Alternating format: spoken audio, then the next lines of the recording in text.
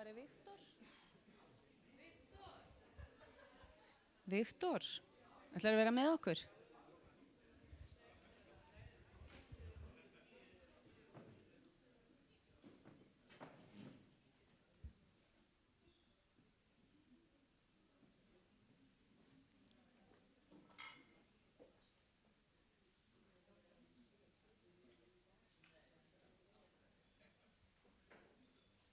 Þetta bara eins og að smala köttum hérna. Það vantar alltaf einn. Góða kvöldið og verið hjartanlega velkomin á kvöldvöku hjá meistaradeildinni sem nafn sem að þessir 5 fræknum frambjóðendur hafa tekið sér. Enda hafa þau sýnt alveg stórkostlegan baráttu anda í þessari kosningabaráttu. Þegar þeim ekki boðið í partí þá halda þau bara miklu betra partí sjálf. Og við erum svo heppin. Við erum svo heppin að fá að vera þáttakendur í því kvöld.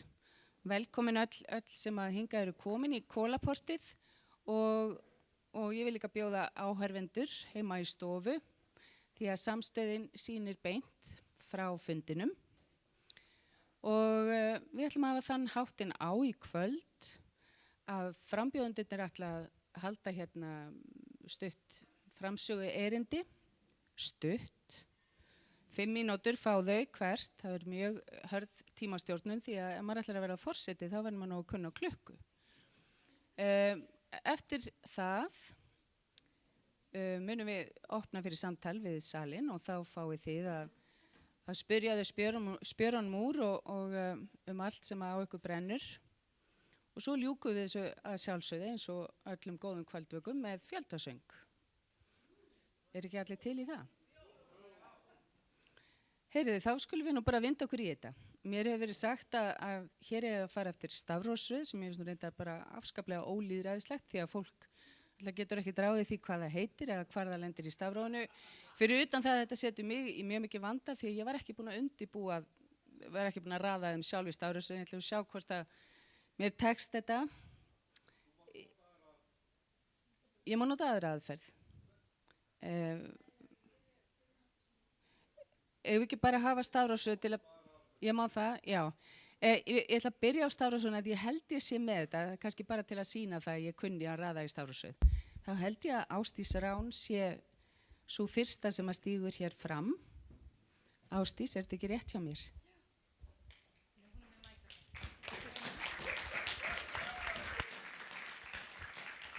Góða kvöldið. Þetta er fellega óþægilegt að vera alltaf fyrstur, sko. En nú ég komin í gírinn út að ég býst alltaf við því að vera fyrst, sko. Þannig að maður er orðin svona smá vanur þessu. Þetta, þú veist, ég er svo heiðarleg, sko. Ég segi yfirleitt, þegar spurningarna koma úr salnum, það er bara, ætlar þú að nýta málskotsréttin? Og ég bara, já, ég geri það ef að það er mikil óánægja meðal þjóðarinnar. Svo kemur næsti. Og þá koma bara svona 5 mínútna, 10 mínútna og svo 15 mínútna svör og ég er alltaf alveg. Og svo svara þau aldrei spurningunum. Þau bara tala í 5-10 mínútur meðan ég bara nota 30 sekúndur og svara spurningunni, þá tala þau stanslaust og þetta snýst það í pólitík, það er að svara aldrei spurningunni. Hver er bestur í að svara ekki spurningu? Það er bara svoleiðis. Er það ekki? Ásdís Rán heiti ég, búin að vera þekkt sem kyntákn hérna síðustu vikur. Og athafnakona og viðskiptakona og ég tek að mér að svona hrista hans upp í fólkinu áður en að þau byrja með svona einhverja pólitíska þvælu. Þannig að ég, þú veist, pæli í því hvað væri cool ef forsetinn væri kyntákn og ekki bara kyntákn, heldur líka þyrluflugmaður. Þú veist, við erum að tala það að það myndi vekja heims athygli, bara, það er því bara klikkað. Og ekki bara það að, þú veist, ef það ætti einhver að fara að semja fyrir frið á Íslandi, þá var ég langbest í því. Ég myndi taka Putin, sko, ég myndi rúlla honum upp á 10 mínútum meðan, sko, Ástþór er búin að reyna núna í 20 ár. Og ég myndi líka, Trump er svo hrifinn af mér, hann myndi koma til Íslands, hann verður forseti fljótlega. Og þú veist, við myndum lendi því að Putin væri komið með annað heimili á Íslandi og Trump líka og þeir myndu verða góði vinir á endanum. Og það er þið bara mér að þakka. Er það ekki? Já. En hérna, svo ég ger nú aðeins meira að grína þeim, að hérna, það er náttúrulega sérst alveg mjög vel hver er flottusti forsetinn af okkur öllum. Það fer ekkert á milli mála og ég hef eytt mínum tíma að mestu erlendis síðustu 20 árin og er mikið umkringt svona hefðarfólki og pólitíkusum og hérna alls konar svona fínu liði. Og ef þið myndi vita hvernig þetta er í raunveruleikunum erlendis á þessu markaði, hvernig forsetarnir eru, það var ekki þau, það var ég, definitely. Og ef ég myndi taka einhvern af hinum frambjóðandunum með mér í svona tignalegt partí í New York eða einhver staðar á fínu stað, þá mögulega myndi fólk halda til dæmis Katrín væri aðstofkona mín. Baldur geti verið klippari minn eða hárgreiðslumaðurinn. Arnar væri pottþétt svona eins og bílstjórinn, hann er svona alveg típiskur bílstjóri í útliti. Ég veit ekki hvað þið, ég ætla að leyfa ykkur að slaka á. Þau myndi allavega vera að sinna einhverju þörfum fyrir mig, það er ekki séns að einhver myndi halda að þau væri forsetar.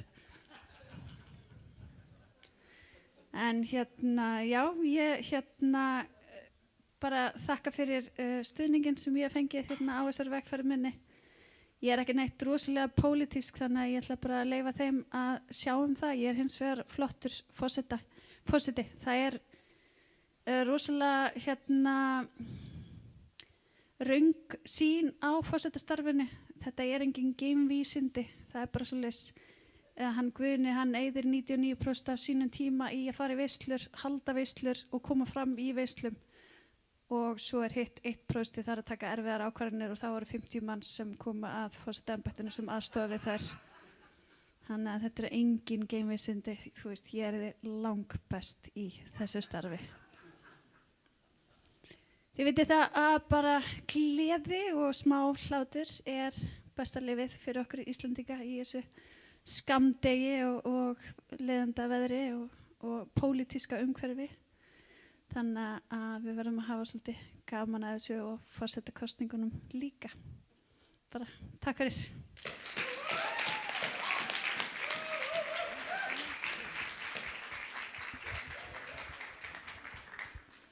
Ég skil núna akkur hún er fyrst í stafrófsröðinni. En þá er það Ástþór. Ég bara þykjast kunni ekki stafrófið. Ég veit að þú ert næstur. Ástþór Magnússon gerði svo vel.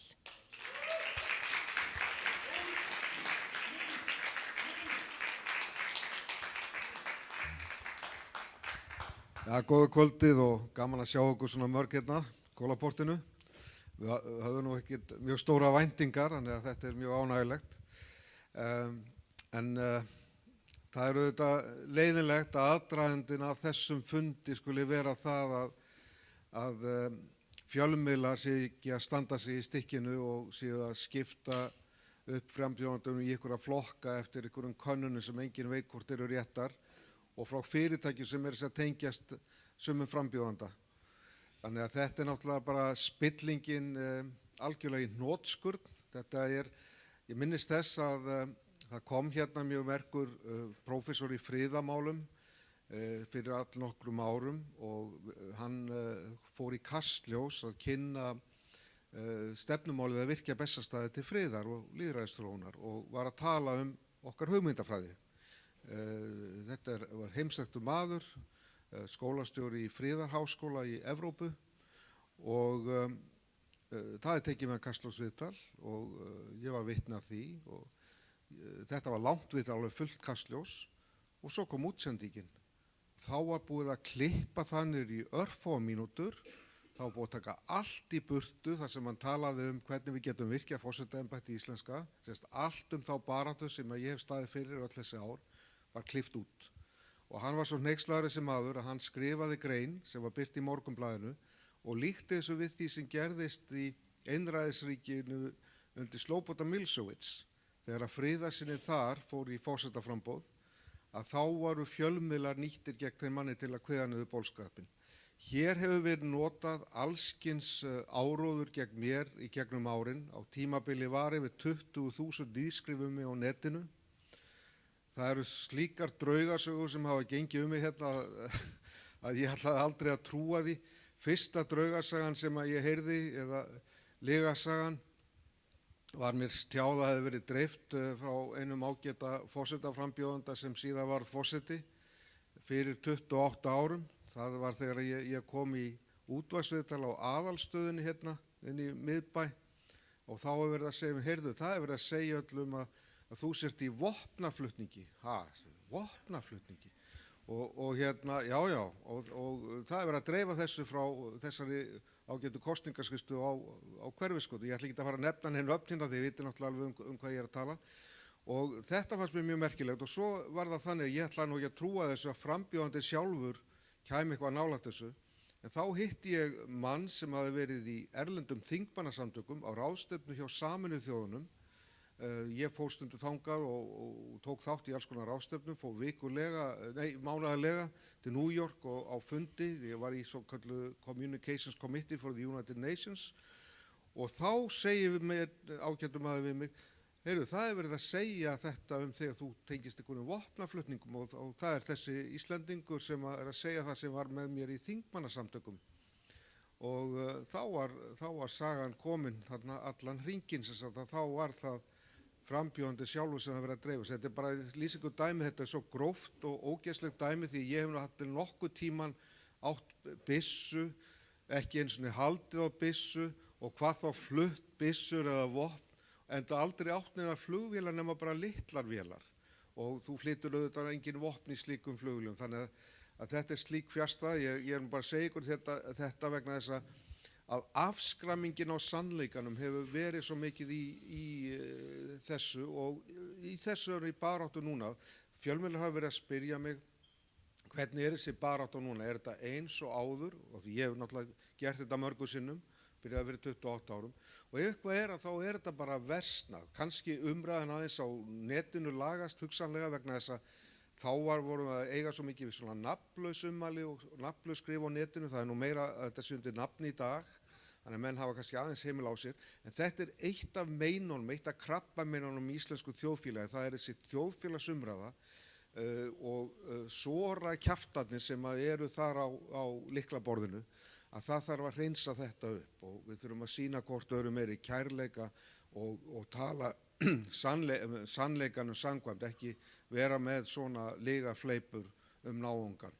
Og ég hef nú heyrt að það sé einhver slík fiskisaga einmitt í gangi núverandi forseta. Ég veit ekki hvort að það er satt eða rétt en mér finnst það heldur ekki koma hans starfi við og þetta er mér finnst miður að íslenskt þjóðfélag sé á þessu lefur og þetta finnst mér að við þurfum að laga. Hvað varðar stjórnskipan landsins, ég finnst svo leiðilegt að ég þurfi að tala smá pólitík, en ég Ásdísi Rán fyrst að náttúrulega alveg hræðilega leiðilegt, en sko hún verður náttúrulega alveg örugglega varaforseti. Ef að ég verð kjörinn forseti þá hef ég hana með því að hún verður náttúrulega veislustjórinn. Þannig að hún getur þá séð auðvitað klappa Putin og Trump fyrir mig, en ég skal setjast með þeim svo í morgunmatinn og tala alvöru pólitík. Og hvernig við leysum úr þessum málum, eins og til dæmis ef við tökum bara Úkraínudeiluna, þá tel ég að það sé tiltölulega einfalt að leysa úr henni, því að við höfum fyrirmynd. Fyrirmyndin sem við höfum er frá 1648 þegar Sviss átti styrjöld, þá var það leyst með svokölluðu sambandslýðveldi. Það er svolítið svipað á Bandaríkin, þar sem eru mismunandi ríki,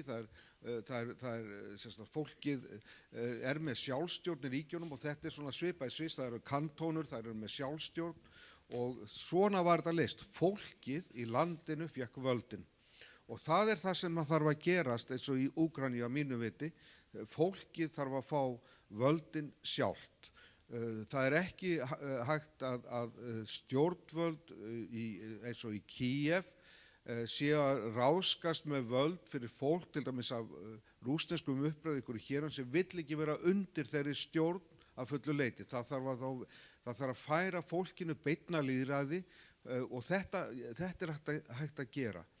Ég tel það algjörlega óraunhæf að hugmynd og raunverulega galið hvernig íslenski ráðamenn hafa verið að styðja þennan stríðsrekstur í Úkraínu og raunverulega hella olíu á bálið.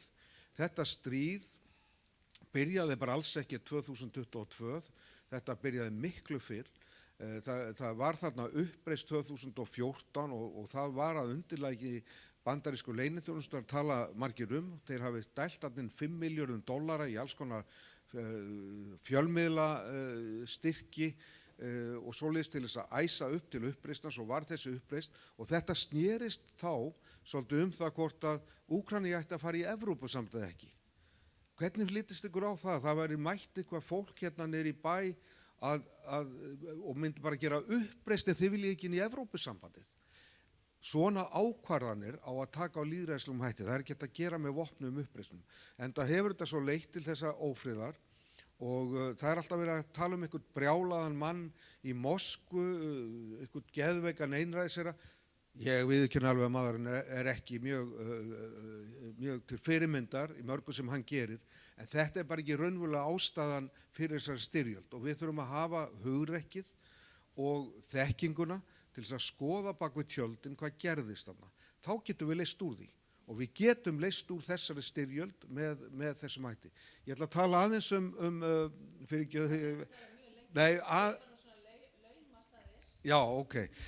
aðeins Miðausturlönd líka, því að það er mjög mikið í huga fólks eins og það sem er að gerast í Palestínu. Ég þekki nú ágætlega til í Palestínu og Ísrael og verið þar og hérna ég tel til dæmis að menn tala þar 2 ríkja lausn. Það er ekki raunhæft í dag að vera með 2 ríkja lausn í 2 landsvæðum.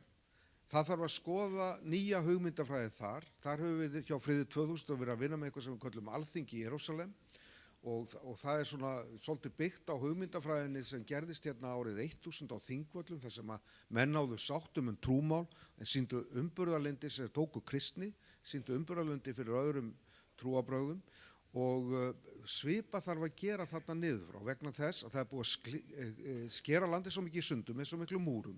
Þú getur ekkert komið á friði þarna með múrum. Þú þarft að koma á friði í hjörtum fólksins og það þarf að gera með lýðræðisumbótum þarna og algjörlega nýrri hugmyndafræði og ég býð mig fram í það verk. Það er í rauninni í dag þannig að það er bara 2 á kjörseðlinum. Það er stríð eða friður. Það er bara 1 friðarframboð. Ef að þið kjósið eitthvað annað en mig, þá þið að lýsa því yfir að þið gefið skíti í friðarmálin. Ykkur er alveg sama þó við höldum áfram að kaupa vopn. Það eru skilaboðin sem eru sendið stjórnvalda með því að hafna friðarframboði. En svo skora ég á að koma með ögrandi spurningar á mig, ég hef gaman að því.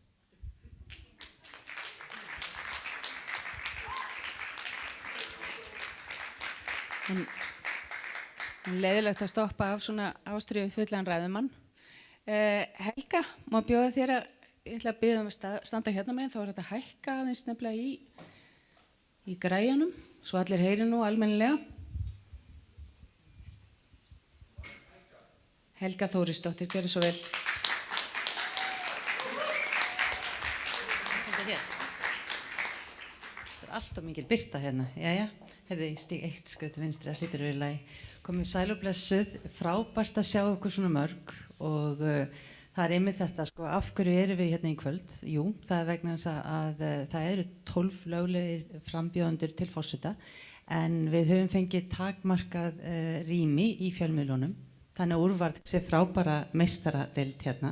Þannig að hérna, þetta er svona eitthvað sem gerist þegar maður fylgir sínu hjarta og það hefur verið alveg þvílíkt að fá að kynnast þessum flottu einstaklingu sem eru hérna með hver með sinn frábæra bakgrunn og ég get bara sagt ykkur að það er alveg ljóst að enginn veit sína ævi fyrir en öll er. Ég er ein af þeim sem búin að vera lokuð inn á skrifstofu í 29 ár.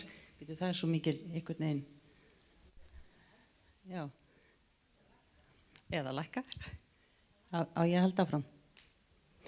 Ástæðan fyrir því að ég ákvað að bjóða mig fram var eiginlega bara þetta að mig skiptir gríðarlega miklu máli að það sé heiðarleiki og festa á Bessastöðum og þar sé einhver sem hlustar á sína þjóð. Þannig að af því að ég menntuð sem lögfræðingur og búin að vera að sýsla í því í 29 ár og hef þannig mikla þekkingu á lögum landsins og líka þá staðreynd að ég algerlega ótengd öllum pólitískum öflum á þessu landi og öllum hagsmunahópum, þá fannst mér vera sjálfgefið að það væri eiginlega bara minn skylda að standa fram og bjóða minni þjóð, mína krafta og svo bara ákveður hún hvað hún vill og það er bara gott og blessað. En af því það hefur verið að tala að forsetinn hefur verið öryggisvendill og ég hef í mínu starfi hjá sérstaklega sem forstjóri persónuverndar sýnt það að ég bara búin að vera það ansi oft fyrir þjóðina.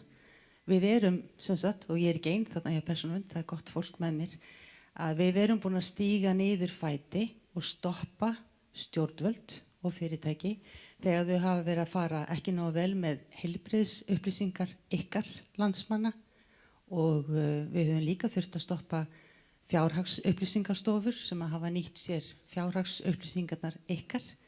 Ef að til dæmis ykkar lendi í því að vera flett of oft upp hjá Kreditinfo, til dæmis 10-15 sinnum og svo ætluðu þið að fá ykkur lán í banka viku seinna, að þá voru þið að þurfa að lendi í því að fá lægra lán heldur en ella, einmitt af því að það var búið að fletta ykkur upp.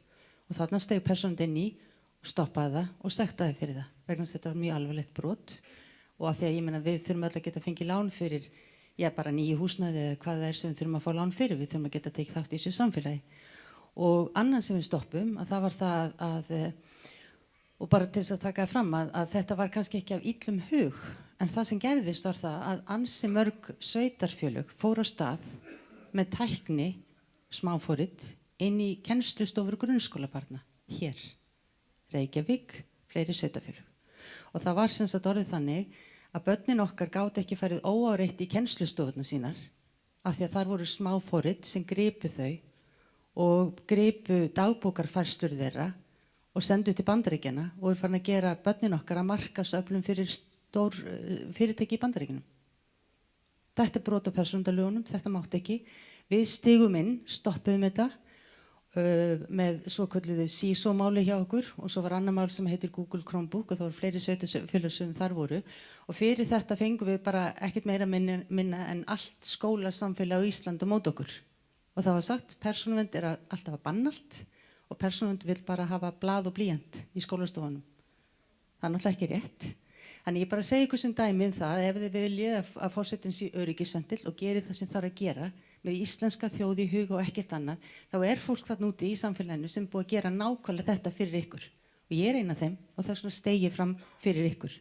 Ég líka búin að halda fullt af erlendur ráðstöfnum hér heima og ég farið allan heim sem fulltrúi Íslands, þannig að ég get leyft mér að tékka í það box, svo tala ég ensku, frönsku og dönsku. Þannig að ég er líka þekkt fyrir hóvar, þannig að trúum mér að standa hér og segja ég get þetta og ég get hitt. Það er ekki það auðveldast í lífinu en maður þarf bara að koma sér í þá ás sem maður kemur sér í og nú er maður svona pildi í henni meðri og já, þannig að þetta er eiginlega kannski bara málið og vilja bara allt það besta fyrir Íslands samfélag vegna þess að þegar maður vinnur sem lögfræðingur í opinbera geiranum, það er svona eins og að vera sjúkrahúslæknir, þú ert ekki að græða rosalega mikið af því.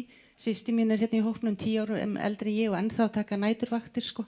Þannig að þetta er bara fólki sem ég þekki að brenna fyrir Íslands samfélag og já, og ég get bara sagt ykkur það að þetta er bara mesta ævintýri sem ég hef farið í.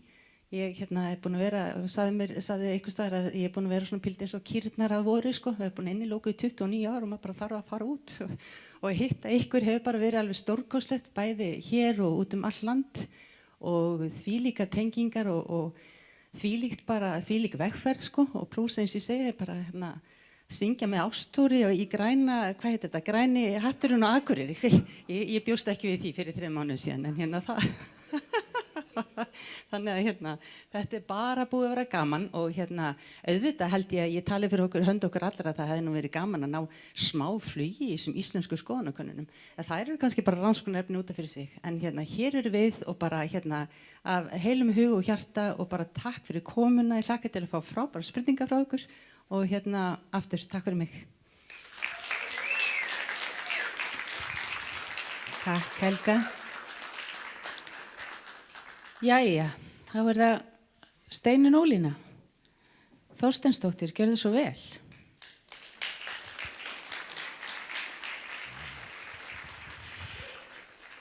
Takk og komið sæl og mikið óskaplega gleðið mig að svona margir sáu sér fært að koma. Og ég vil fyrst segja þetta ágæta fólk sem hér með mér að við eigum það öll sameiginlegt að eiga okkur sjálf sem nú töluverðs virði í okkar samfélagi. Og það nú þannig að þeir sem hafa breytt heiminum til hins betra hafa ekki verið búnir til á markaðsskrifstofum eða skreyttir peningum auðmanna. Vinnan fer fram á gólfinu og hér eru við öll fólk sem tilbúið af ástríðu til þess að vinna þjóð og landi gagn. Ég ætlaði að skrifa ræðu í dag en svo var ég svo hugsi eftir að við hittumst öll hérna á Hafnarbakkanum í boði Morgunblaðsins sem hefur nú hunsað framboð okkar allra og gott betur vegna þess að Morgunblaðið bauð efstu sætunum samkvæmt skoðanakönnunum á stærstu staðinn á landin og hélt fyrir þau framboðsfundi og ég hugsaði í dag þar sem að við vorum að flaka fisk í einhverju fáránlegri keppni hvað djöfulinn erum við að gera hérna. Og þannig þetta samfélag. Það eru bara ekki allir boðnir og það vitum við sem búum hér í þessu samfélagi. Þetta samfélag rekið af stjórnvöldum sem bara að skara eld að köku þeirra sem eiga og ráða í þessu samfélagi. Og þjóðin orðin á því langþreytt. Og ég var í mestum akindum áramótin, mjög ánægð í Þjóðleikhúsinu að leika og aldrei verið svona hamingjusum í vinnunni. Þegar að Guðni segir af sér og fólk sem ég þekki út á landi og þekki ekki, fór að hafa við mig samband og beðið mig að opna augun og sjá hvað væri í gangi og ég hafði ekki verið að hugsa mikið pólitík í langan tíma. Ég hef skrifað samfélagsmál í meir en 20 ár og látið mig þjóðmálin varða eins og margir vita. En mér var bent á ákveðna hluti sem væri í bígerð og væru undir núna. Á meðan að ríkisstjórnin var að hreykir sér af því að hafa staðið sig svo vel í COVID, var setið á svikráðum það að selja undan okkur landið. Auðlindirnar og orkuna, vatnið og bara allt sem fyrir ver. Það verið að undirbúa bútarsölu á Íslandi, landinu okkar, og arðurinn af þeirri sölu ekki hugsaður til þess að reka hér velferðarsamfélag nema síður sé. Og þetta afskaplega alvarlegt mál. Og því hef ég frá því að ég bauð mig fram bent á þá hróplegu staðreynd að það eiginlega algjörlega ómögulegt að fyrrverandi forsætisráðherra geti sest í stól forseta nú vegna þess að þessi svikafrumvörp við þjóðina eru úr hennar eigin penna. Og fyrir að segja þetta upphátt hef ég verið skömmuð en það verður bara að hafa það. Því svona þetta og þetta alveg grafalegt mál og þess vegna hef ég líka sagt það að þessar forsetakosningar eru þær pólitískustu kosningar í manna minnum því nú allt undir. Og það ekki svo að það sé bara eðlilegt að fyrir forsætisráðherra setjist í embætti forseta. Ólafur Ragnar var reyndar þingmaður en í þinginu lá ekki fyrir nein frumvörp úr hans penna, engin viðlíka skaðsemis frumvörp sem varða sjálfstæði okkar og framtíð komandi kynslóða hér til sjálfsbjargar. Ólafur Ragnar í fyrstu skoðanakönnunum hlaut Ólafur Ragnar 63% af fylgi þjóðarinnar sem töluvert annað en smánalegt 15 fylgi fyrrverandi forsætisráðherra. Og það nú þannig að þjóðin samkvæmt skoðanakönnunum ekki búin að finna sinn forseta og engin frambjóðandana hefur yfirgnæfandi meirihluta og það lýsir óánægju ekki með frambjóðandana, það lýsir þeirri óánægju sem ríkir í okkar samfélagi vegna þeirrar vaxandi misskiptingu sem hefur átt sér stað á síðustu 8 árum í ríkisstjórn bæði Katrínar og nú Bjarna. Og þar sem að hvert einasta kosningaloforð hefur verið svikið og svo ég vitni nú enn einu sinni og haldi áfram eineltinu á hana Katrínu. Hún sagði þegar hún var forsætisráðherra, sá sem þarf að bíða eftir réttlætinu hefur verið svikin réttlætið. Það nú þannig að aldraðir og öryrkjar í okkar landi, þeir bíða ennþá eftir réttlætinu. Og ýmsar stéttir eru það í þjóðfélaginu sem finna það greinlega að þær eru ekki með. Húsnæðisvandinn hefur aldrei verið verri, lánaumhverfi ekkert fyrir venjulegt fólk, það bara fyrir fyrirtæki og þá sem eiga nóga peningum, það vitum við. Og raunverulega það þannig að stjórnmálin eru bara að sinna þeim sem eiga og ráða í okkar samfélagi. Því haldið fram af fjölmiðlum að þetta embætti sé ekki pólitískt. Ég hafna þeirri staðreynd. Þetta embætti hápólitískt vegna þess að forseti á ögurstundu eða í aðstæðum eins og núna eru upp í okkar samfélagi það embætti sem skiptir mestu máli fyrir þjóðina. Og forseti stjórnmálamaður þjóðarinnar. Hann sá eini sem fylgir ekki eigin sannfæringu, hann fylgir sannfæringu þjóðar. Og það ömurlegt til þess að vita að sá ríki þjóðarvilji sem á Íslandi fyrir því að binda í okkar stjórnarskrá auðlinda ákvæði sem vernda landið okkar og eignir okkar til frambúðar, að það sé ekki búið að koma því í kring og þau sýndar framkvæmdir og tillögur að breytingu á stjórnarskrá sem hafa verið gerðar í tíð síðustu ríkisstjórnar hafa ekki orðið til nokkur skapaðar hluta vegna þess að það var verið að undirbúa þessa fíneríi sölu sem nú stendur fyrir dyrum og við höfum séð aðeins byrjunina á með þessu lagareldisfrumvarpi sem náttúrulega þvílík hrákasmíð og ég verð að biðja ykkur að taka eitt kvöld í að lesa þetta vegna þess að í fyrsta lagi það svo hræðilega illa skrifað og að það varla fyrir hvítan kött að komast í gegnum það. En svo í annan stað það að þið skoðið þetta mál inn í samráðsgáttinni, þá sjáið þið að öll náttúruverndarsamtök landsins eru gargandi og landvernd og lýsa því yfir hvers konar óhæfa þetta plagg sem vegur að lífríki þjóðarinnar gerir ráð fyrir því að vera með þrautpínd dýr í fegurstu fjörðum landsins, fjörðunum okkar sem eru kallaðir sóttvarnarhólf. Bara skammist þetta fólk sín fyrir að kalla landið okkar þessum nöfnum. Þess vegna hef ég boðið mig fram. Vegna þess að núna þarf baráttujaxl í þetta embætti. Núna þarf mannesku sem ekki hrædd við þá sem eiga og ráða í þessu samfélagi. Mannesku sem tilbúin að hlusta á þann ríka þjóðarvilja sem fyrir hendi.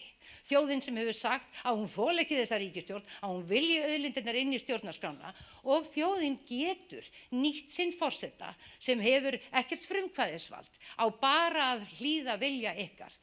Og hann getur með athafnaleysi hafnað þessum frumvörpum, þessum hræðilegu frumvörpum, bútasölu, útsölu frumvörpum og gjafakvóta frumvörpum í orku og auðlindamálunum. Hann getur hafnað þeim vegna þess að þjóðin hefur sagt að hún vilji ekki að þetta verði selt og gefið frá okkur. En líka, ég ætla að benda ykkur á það, að þjóðin getur líka hreinlega af því að hún hefur lýst yfir í skoðanakönnunum að hún vilji ekki þessa ríkisstjórn og hún vilji ekki Bjarna Benediktsson í embætti forsætisráðherra sem Jóhanna Vigdís Hjaltadóttir í gær í sjónvarpsviðtali á RÚV hélt fram að hann hefði verið kosinn. Hann var aldrei kosinn sem forsætisráðherra, hann Bjarni Benediktsson. Aldrei. Þjóðin hefði aldrei kosið þann mann í embætti forsætisráðherra eftir allt það sem á undan gengið.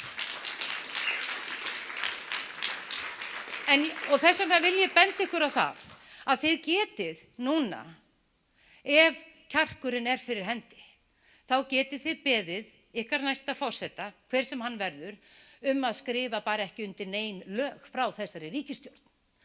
Og þá gerist það að ríkisstjórnin fer að ókyrrast og hún verður reið og hún verður pirruð í svolítinn tíma. En erum við ekki búin að vera reið og pirruð núna í 8 ár? Og þá verður stjórnin að hrökklast frá nú eða að stjórnin getur beðið þingið og þarf til þess 3/4 hluta til þess að lýsa yfir vantrausti á forseta. En ef að þjóðin hefur nú beðið forseta að losa sig við ríkisstjórnina og kalla þeir til þjóðaratkvæðagreiðslu, þá vonandi yrði forseti valinn og stjórnin þar með fallin. Og þá gætum við byrjað að halda áfram með það sem við byrjuðum á í búsáhaldabyltingunni. vegna þess að þeirri vinnu ekki lokið. Því ennþá logið út í heimi á tyllidögum að við höfum gengið svo vel frá bankstörunum okkar, komið þeim á bak við lás og slá og gert upptækar eigur ykkar. Við vitum öll að þetta ekki satt. Við vitum öll að ennþá halda sömu fjölskyldurnar, sömu hagsmunaöflun taumana í okkar landi, leynt og ljóst. Og ég ætla að segja ykkur eitt vegna þess að ég hafði hvorki fjármunin, ég getu til að fara út allt land og halda einhverja skrautsýningar sjálfa mig. Við datt það bara ekki í hug, mér varst það bara algjörlega fáránleg hugmynd. Hins vegar reyndi ég að fara þangað sem ég gat farið. Ég talaði við fólk víð landstundum í síma, fólk sem upplýst sitt samfélag. Og það sem ég hef mestar áhyggjur af það að hvert sem ég fer og sérstaklega þar sem að ungt fólk, skapandi ungt fólk sem langar til að gera hluti, langar til að vinna með grænar lausnir vegna þess að unga fólkið okkar miklu meðvitaðar mikilvægi náttúrunnar og þeim þykir svo vænt landið okkar að þau koma alls staðar að lokuðum dyrum vegna þess að það búið að rigga þessu öllu, það búið að ákveða þetta allt. Landið kring, hvernig þetta á að vera.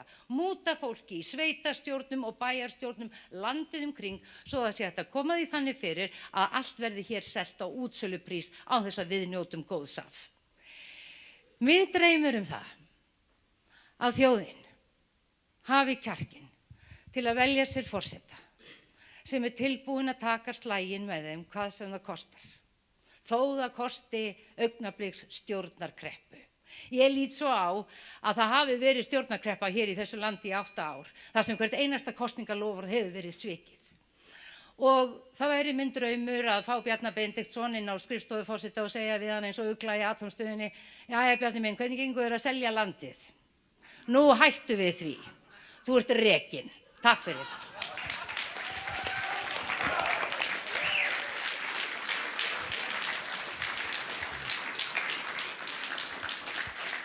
Já, ég held að sé nokkuð ljóst að byltingin hafin. Þá það hann Viktor Traustason sem að kemur hérna. Hvernig finnst þér að vera síðastur í stafrófsröðinni? Það ekki bara ágætt? Nei.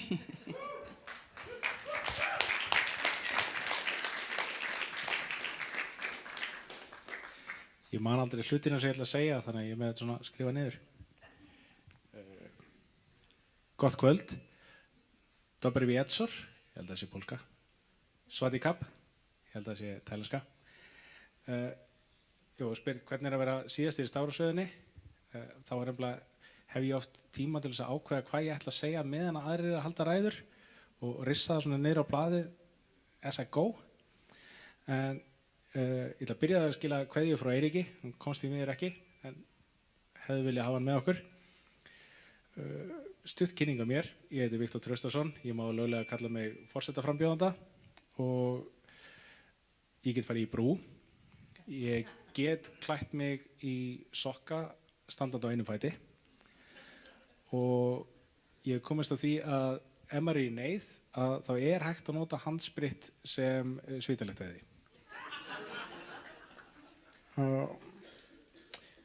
Markmiðið mitt í upphafi var fyrst og fremst að reyna að hafa áhrif á umræðuna. Þess vegna bjó ég til ákveðin stefnumál sem ég fannst vanta þegar kemur að því að tala forsætisembættið. Það fyrsta slagorðið mitt var að hafa enga þingmenn sem ráðherra. Og þegar ég mætti í fyrstu kappræðurnar á RÚV þá fannst mér eins og að allir aðrir væru með svona PR-lið á bakvið sig sem vissu hvað ég var að gera og þá var strax allir byrjað að tala eins og þetta væri eitthvað sem skipti máli sem enginn var að tala fyrir hálfu ári áður. Og spurningarnar hjá RÚV voru líka farnar að snúast þetta, þannig ég hugsaði, ég strax búinn að vinna. Málefni númer 2 var að fylgja ráðleggingum stjórnlagaráðs hvað var að málskotsréttin, 27. grein stjórnarskrárinnar, sem ef að forseti skrifar ekki til lög, þá faraði þjóðaratkvæðagreiðslu. Stjórnlagaráð mælti með 10%, þannig ég hef bara alltaf frá upp að vera með skýra stefnu. Ef að 10% mótmæla þá fáið þjóðaratkvæðagreiðslu, útkljáum bara málið og höldum áfram. Algjörlega óháð mínum geðþóttaákvörðunum eða mínum stjórnmálaskoðunum. Ég tók eftir því hjá RÚV að það voru allir sem að, mér fannst, ég ætla ekki að segja allir hafi verið að því, en jú, ef að við lendum í svona hlutum þá þarf ég að skoða það. Ef að Ef að það var löglega dauðarefsingar, þá myndi ég gera það en annars ekki. Síðan var ég að horfa á kappræðurnir hjá Stöð 2, þar sem að mér var ekki einu sinni boðið. Viti menn, voru þá ekki bara öll búin að stela stefnumálinu mínu. Þá fóru allir að tala já sko, ef að 25.000 mótmæla, að þá myndi ég sko skoða það. Þannig að, sigur númer 2. Þriðja stefnumáli mitt að taka á týndu þingsætunum. Það sem sagt hópurinn af fólki sem að mætir á kjörstað, skilar henni sínu atkvæði, fær ekki fulltrú á Alþingi, sem gerir það verkum að það hægt að mynda meiri hluta á Alþingi með stuðningi frá minni hluta kjósenda. Ef að það verður tekið í kappræðunum á RÚV og Stöð 2 og heimildin í dag, viti menn, þá alla þarf ég að bjóða mig fram lengur. Vonum að það verður tekið. Ef ekki, bara hver svo sem verður kosinn, skora á næsta forseta að taka á því. Ég held að mér hafi líka tekist að hafa áhrif á umræðina hvað varðar skoðanakannanir, af því að þær hafi mikið snúist út á það að tala um einhvern svona ímyndaðan heim sem ekki til, sem að ef að það væri kosið í dag, hvern myndir þú kjósa, sem að raunveruleiki sem ekki til. Og ég hringdi í öll skoðanakannunarfyrirtækin og sagði, hafið engan áhuga á því að vita hvern fólk vill að sé forseti, ekki svona leikjafræðilega að sé að ef þessi kýst þetta, hvað ég þá að kjósa, bara, hver uppáhaldið þitt? Viti menn, viku seinna birtist frétt sem að snýst ekki út á Katrínu Jakobsdóttir eða Höllurhönd. Herðu, ekki bara Halla Tómasdóttir og Baldur, svo sem að flestir eru bara ánaði með. Það var aldrei talað um þetta. Allt í einu það kom í umræðina og herðu, Steinunn Ólína, var hún þá ekki allt í einu bara komin í topp 6 yfir fólk sem að myndi vilja hana sem forseta. Og Helga, var hún ekki bara líka allt í einu komin í topp 6 yfir fólk sem að frambjóðendur sem að fólk hefur bara ekkert á móti því að sé forseti. Ég skal taka það fram, þessi könnun kom hörmulega út fyrir mig, en ég hef birt hana samt á mínum miðli, út af því að mér finnst það heiðarlegra heldur en að spyrja ímyndaða drauma heima sem ekki til, við á einhverjum svona leikjafræðilegum ákvörðunum. Ég var að hugsa, ef að þeir sem að mælast hæst og sama hver vinnur, ef þið bara stela öllu stefnumálunum mínum, þá ég sáttur. Sigurinn í höfn. Ég ætla samt að segja að þau eru ekki saklaus hérna heldur, öll þjófótt, og passið ykkur á því, eins og Steinunn, allt í raun. Hún farin að segja, hún sé óþekkasti frambjóðandinn. Halló. Það var að tala um það, rúfa Eiríkur og Baldur, hvor sterkari, hver sterkasti frambjóðandinn? Bara, halló. Jón Gnarr, allt í einu hann eitthvað að þykjast vera skemmtilegasti frambjóðandinn. Og Ásdís, ekki bara tók hún frá mér að vera frambjóðandi Austfirðinga, heldur líka að vera kynþokkafyllsti frambjóðandi.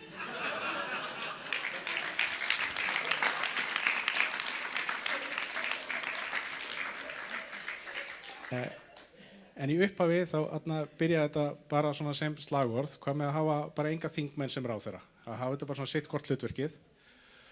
Og sem ég segi, skiptir það máli? Ég veit það ekki, ef það skiptir ekki máli, þú veist, það gerist allan ekkert slæmt. Það virðist hver sem geta sinnt þessu hlutverki, fólk hoppar á einu embætti yfir í annað, þau eru ekki með neina reynslu, gerir þetta í 4 ár, svo kemur einhver nýr og gerir, veist, það virðist vera að þetta sé ekkert það flókið.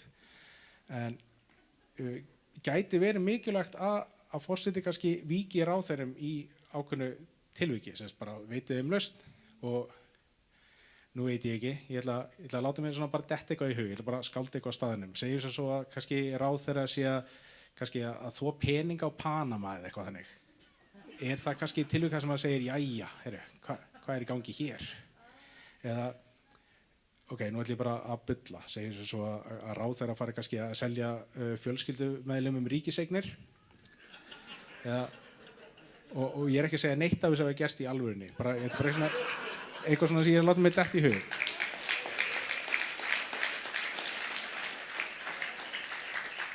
Mögulega að kaupa og selja vopn og senda í einhver átök út í heimi. En þú veist, eins og sé, þetta er bara svona eitthvað sem ég að spinna á staðnum. Ó, ég er að vera búið með lista minn. Allavega, þetta svona hugmyndir sem að ég og félagarnir höfðum og það var aldrei planið að fara í framboð. Ég bjóst aldrei við að standa hérna. Það byrjar allt með því að maður tekur blað eins og þetta, skrifar efst á það framboðslisti, nafn, kennitala, dagsetning. Við skrifum 6 undir, 2 barþjónar skrifundi líka og fólki á næsta borði. Er komin 10. Bara 1490 viðbót.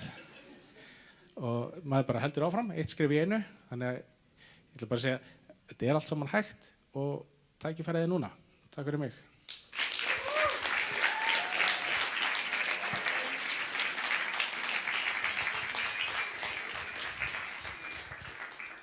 Jæja þá.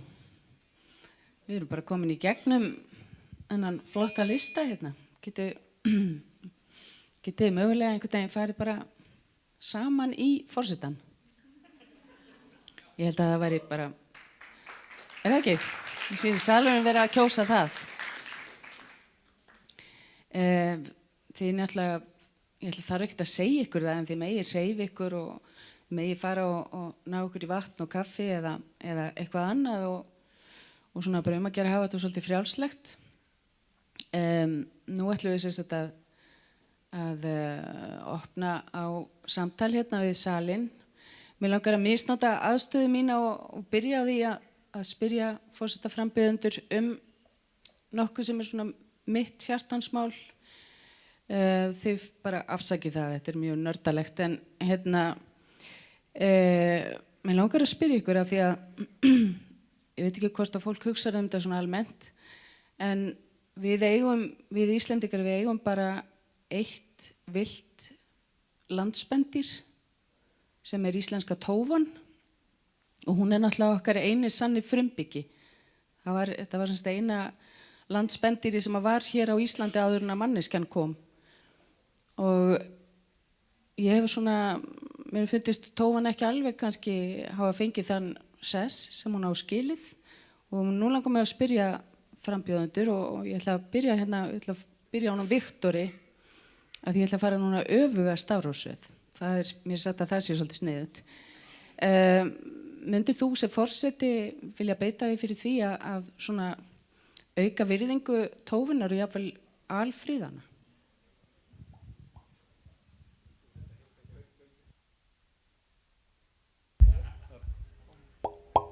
Ok. Fíla það. Feedback. Er einhver sem að lagar það? Ok. Ég hugsaði strax, þau eru 5. Hóhó. Sitt ég og nálægt einhverju. Það er standa á bakveðan kannski. Er þetta skára? Er ekki að pröfa 1, 2. 1, 2, pröfa. Halló. Ok, er þetta skára? Eins og því, fílið í botn, hún var einn á undan okkur, þannig að ég er bara alveg sammála að hún á rétt og sinn sess í íslenskri náttúru. Hún er augljóslega í jafnvægi við hana, eins og ég segi, hún var einn á undan okkur. Ég ætla bara að segja, þau eru 5 landspendirinn, hreindýr, lágfóta, minkur, mús og rotta og mér skilst að 7. séu kanínurnar í Elliðaárdalnum því að það er víst lifa af veturinn. En sko öll hinn dýrin komu með mönnunum sko. Jújú, en þetta eru vilt landspendýr en jú, eins og ég segi lágfóta var Við getum bara rifist þetta á eftir þegar þetta er búið. Ef við sláum 200 kall í klinki þá væri alveg töff að setja hann á. Ég held að þetta sé ein bara áhugaverðasta spurningin hingað til. Þær hafa komið margar sko.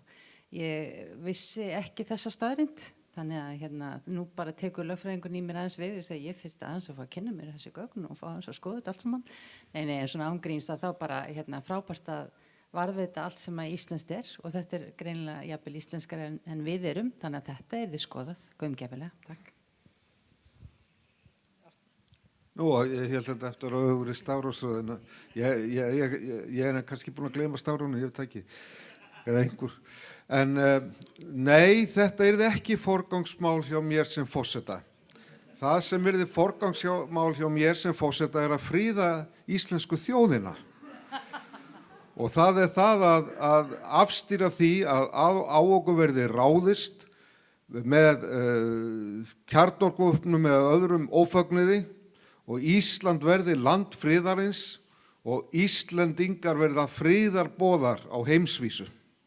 Það er mitt forgangsmál sem forseti. Og allir í tófubólum.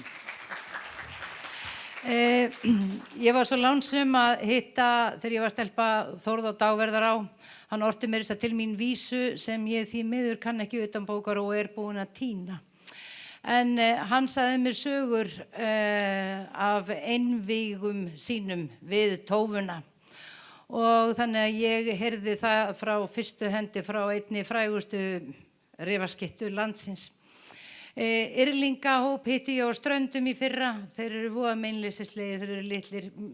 Mér er ekkert illa við tófuna og ef þú vilt að ég setja hana, prenta hana á bóli eða setja hana á bolla, þá get ég alveg orðið við óskvinn það. Ég held að okkur eigi bara að þykja þau dýr sem eru hérna og mér þykir auðvitað vænt öll þau dýr sem eru hérna og laxinn, þó hann sé nú ekki spendýr, hann er stórmerkilegt dýr sem var hérna auðvitað löngu undan okkur og okkur ber að passa hann. Takk. Já, ég var svo heppin í fyrra að bróðir minn færði mér eina tófu sem að fekk að búa hjá mér í smástund. Og ég hef verið talin mikill dýrakvíslari, ég er mikill dýravinur og elska öll dýr. Og ég reyndi nú að ala hana í nokkra daga og var með hanska, þurfti að vera með hanska allir tíman og það var gæti enginn haldið á hann nema ég. Hún var svolítið grimm sko. En svo kom svo vondlíkt að ég þurfti að láta hana fara. En allavega þá myndi ég alveg örugglega, ég myndi friða tófur, ég myndi líka friða hreindýr, ég myndi friða bara allt sem ég gæti. Þannig að, já, takk fyrir.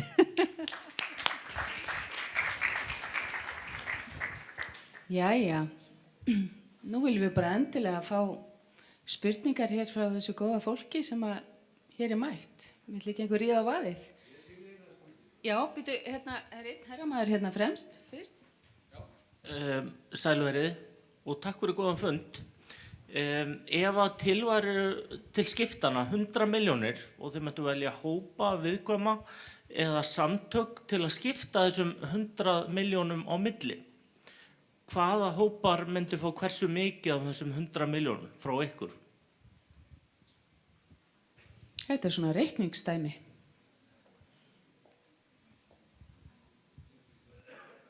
Viktor hagfræðingurinn í teiminu? Viktor, svarar þú fyrir hópinn? Hann er hagfræðingurinn í hópnum. Nei, ég ætla bara að segja, ég fekk styrk frá Nova Sirius daginn og ég sagði þeim að merkja kassan bara samhjálp og hringdi í samhjálp og sagði þeim að ættu sækja nammið fyrir mína hönd.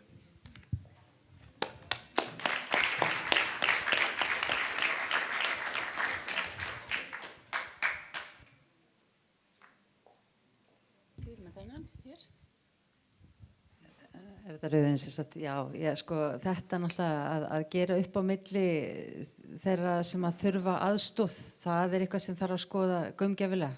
Það er náttúrulega bara, við þurfum að styrkja þá sem að þurfa aðstoð og það er ekki séns ég geti svarað því nákvæmlega núna, en það þarf náttúrulega bara líka að vera mannsamandi líf á Íslandi fyrir alla sem að þurfa að komast af og ég held að ég meina, nú er maður náttúrulega fann að kannski að tala eitthvað sem ekki alveg forsetaembættið, en eins og ég segi bara, ég veit ekki hvort að við séum öll stödd þar að við getum lifað mannsamandi lífi, þannig að það er eitthvað sem þyrfti að byrja að skoða og svo öll hinn samtökin. Ég gegnum árin þá hef ég gefið í hinn ýmsu samtök og ég meina Mæðrastyrksnefnd og Konukot og svo er það Rauði krossinn, þannig ég hef farið á milli gáma og fundið þess aðila og en það dugar ekki til, þannig að það þarf bara að vega og meta hver er sárasta þörfin og henni þarf að mæta.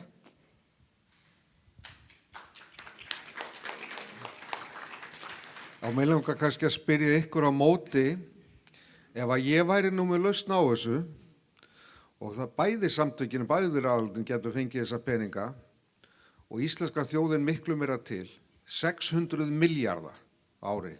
Réttið upp hönd sem teljið að það væri gott verkefni hjá forsetum að auka þjóðatekjur 600 milljarða. Já, það koma nokkra hendur upp. Þá er þetta bara mjög einfalt mál. Þið kjósið friðarframboðið, við setjum friðarmálin og lýðræðisþróun á kortið, við aukum þjóðatekjur 600 milljarða og hagnaðurinn af því verður skiptuð á meðal þjóðarinnar, við stækkum kökuna. Eins og hann, góður frændi minn sagði á Alþingi, þá á ekki að vera að hækka skatta, við þurfum bara að stækka kökuna.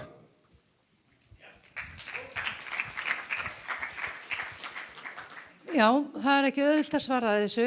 Pabbi minn lést í apríl og ég fylgdi honum í gegnum hremmingar öldrunarkerfisins og sá fyrir hann reikninga síðustu mánuðina. Hann fékk Alzheimer og var komin út úr heiminum. Og kostnaðarþátttaka aldraðra mér algjörlega blöskraði hvernig okkar elsta fólk er féflett af ríkinu. Helgi Pétursson, formaður Landssambands aldraðara, heldur því fram núna í nýlegri grein að 15 til 20.000 eldri borgarar á landinu séu undir, lifi undir fátæktarmörkum. Mér finnst þetta engin framkoma við það fólk sem gekk hér á undan okkur og skildi þetta land eftir fyrir okkur sem ráðamenn eru núna að reyna að selja undan okkur og komandi kynslóðum.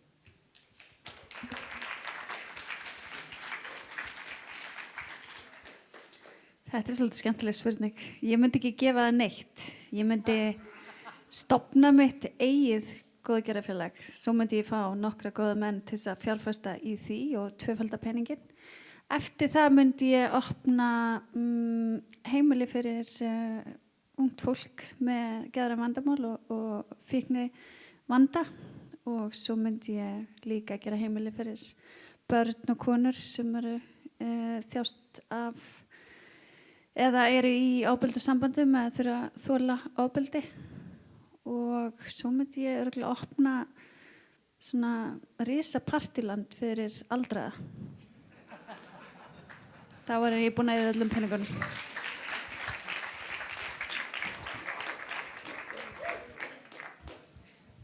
Heyrðu, hér er brennandi spurning. Já, ok. Ásgeir heiti ég. Ég ætla nú eiginlega að planta þessari spurningu. Ég veit ekki hvort að þið ættu að svara henni alveg bara svona 1, 2 og 3. Kannski þurfið þið smá umhugsun. En eiginlega þarf ég eiginlega að setja hana fyrir Viktor og þið takja hana líka. Þess að Viktor, þú sagðir sko að þú myndir ríkisráð þegar þú ferð að skipa í það sem að myndi ekki gerast í byrjun, heldur myndir hún nú hafa meira samráð við Alþingi eins og það er núna. Ég held að þú hefur sagt þetta þannig. En mig langar til að þið skipið í ríkisráð, já, þetta er ef að og þegar þið verðið orðin forsetar. Hvernig myndu þið skipa hvert annað í ríkisráðið?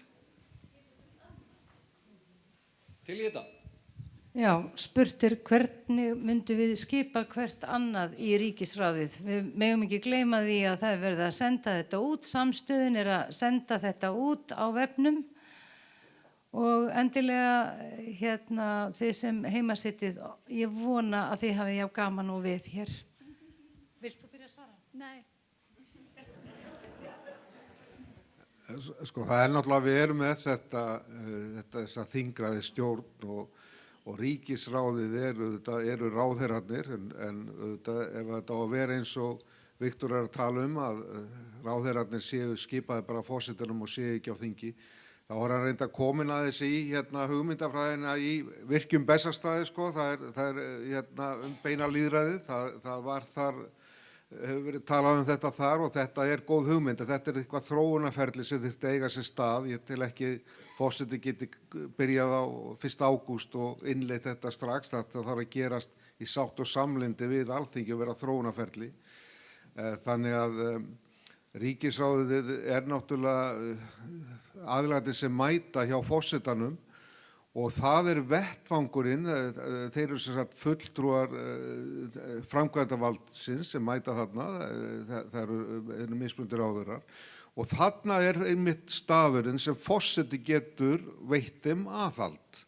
Hann getur spurt hvað í gangi, þeir láta það svara fyrir, hann getur látið að vita að það sé von á þessar og hinni spurningunni, hinni könnunni og til dæmis í dag þegar að stjórnvöld eru komin algjörlega á skjön við lýðræði, farin að kaupa vopn fyrir skattfé þjóðarinnar til að senda í einhverja styrjöld sem fyrir utan NATO-samstarfið í rauninni. Þetta ekkert NATO, þegar alltaf tala þetta, já við erum í NATO og þurfum taka þátt í þessi styrjöld. Þetta hreinlega bara brot á NATO-samningnum. Hann fjallar það að NATO-samningurinn varnir Íslands eða varnir NATO-þjóðana. Það var ekkert ráðist á neina NATO-þjóð. Þetta stríð í rauninni sem kemur okkur bara ekkert við.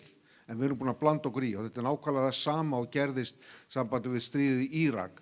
Að íslenski ráðherrar að þeir létu stuðning okkar þegar ég mætti héraðsdóm eftir að hafa verið handtekinn fyrir að mótmæla því að íslenskar flugvélar eru notaðar í að flytja vopn og hermenn í ólöglegt Íraksstríð og settur í fangelsi fyrir það. Ég satt í fangelsi fyrir þetta, Hæstiréttur þurfti að dæma mig lausan.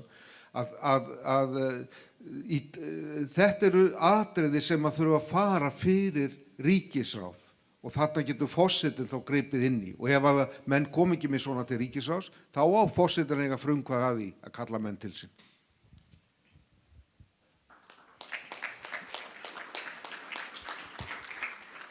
Til þess að taka þetta aðeins á léttari nótur og svara spurningunni að þá út frá styrkleikum þeirra sem sitja við borðið að þá ætlum ég bara vera með í þessum leik og þá erum við komið nýjan fjármálaráðherra, hagfræðing og við erum með utanríkismálin leyst þarna á hægri endanum. Það besta vinkona Trumps og Putin og alla hinna. Nú Steinunn Ólína gæti reyndar verið bæði menntamálaráðherra og sjávarútvegsráðherra. Þannig við myndum aðeins að þurfa að heyra hvað þjóðin vill með það. Og svo náttúrulega dómsmálaráðuneytið og þá bara engin sal á vopnum meir. Leyst. Takk.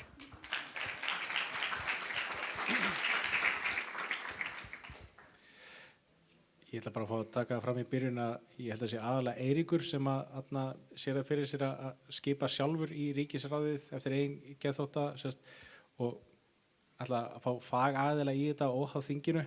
Ég ekki svo róttækur, ég bara að biðja það að þeir segja af sig þingmennskun áður en vera ráðherrar ef Alþingi gerir ekki annað en að tilmæla sína eigin meðlimi. Annars myndi ég skipa í ríkisráði bara í samráði við Alþingi eins og hefur verið gert. Ég þurfti að hafa meðmæli á mínum atvinnuumsóknum, þannig að ef þú færð meðmæli frá 50 þingmönnum, já, fínt. En ef við spilum þennan leik, að þá hugsa ég að Helga verður persónuverndar og Ástof verður friðarmálaráðherra, Steinunn verður auðlindaráðherra og Ásdís verður skemmtimálaráðherra.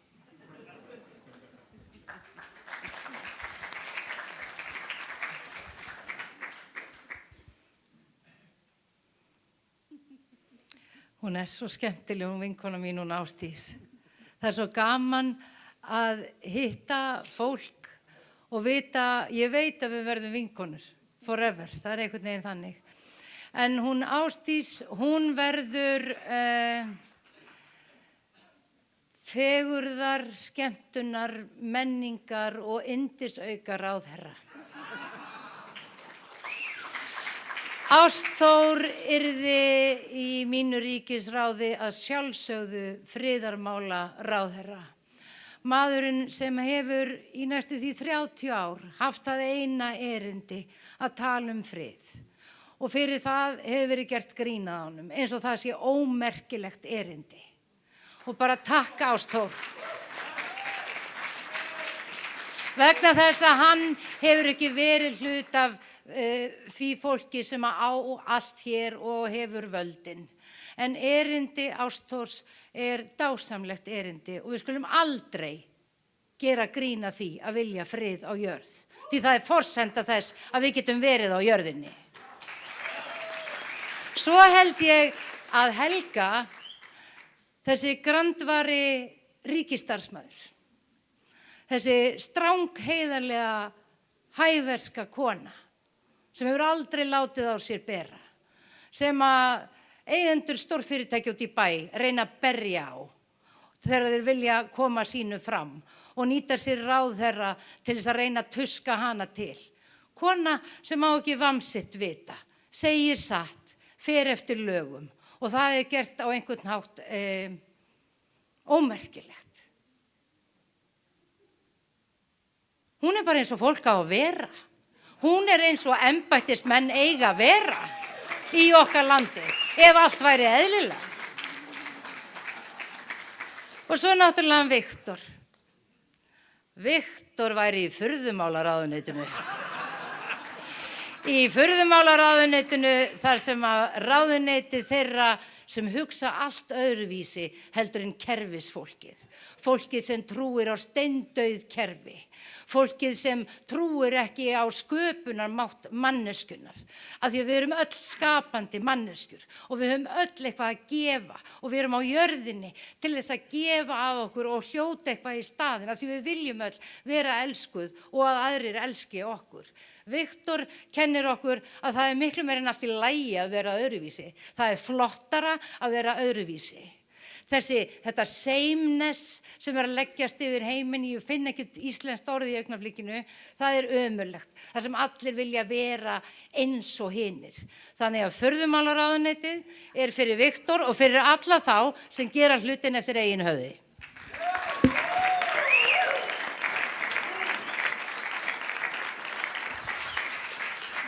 Mikið rosalega hlakka ég til þegar þessi ríkisstjórn verður myndið. Heyrðu, já. Ásdís er eftir. Ég þarf ekki að svara, þau eru búin að klára allt. Þú veist, eina sem ég vil segja er bara...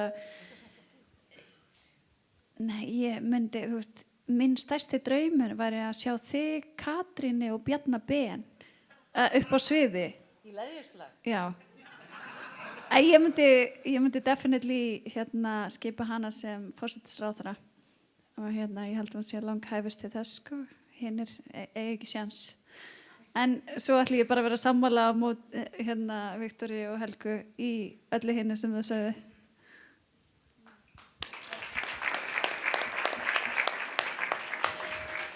Heyrðu, hér er spurning. Já, takk fyrir góðan fund. Bjarki heiti ég. Var með svona eins og með öryrkja og svona, hvað myndi ég gera fyrir þá? Það er náttúrulega mjög ábótavant hvernig er farið með öryrkja og það þarf að vinna því að bæta þeirra hagsmuni en að sjálfsögðu hefur forseti ekki vald til þess, það er ríkisstjórnin sem hefur það, þannig að ég myndi bara sparka rassinn á Bjarna og láta hann breyta einhverju þannig að það væri lagað eftir bestu getu.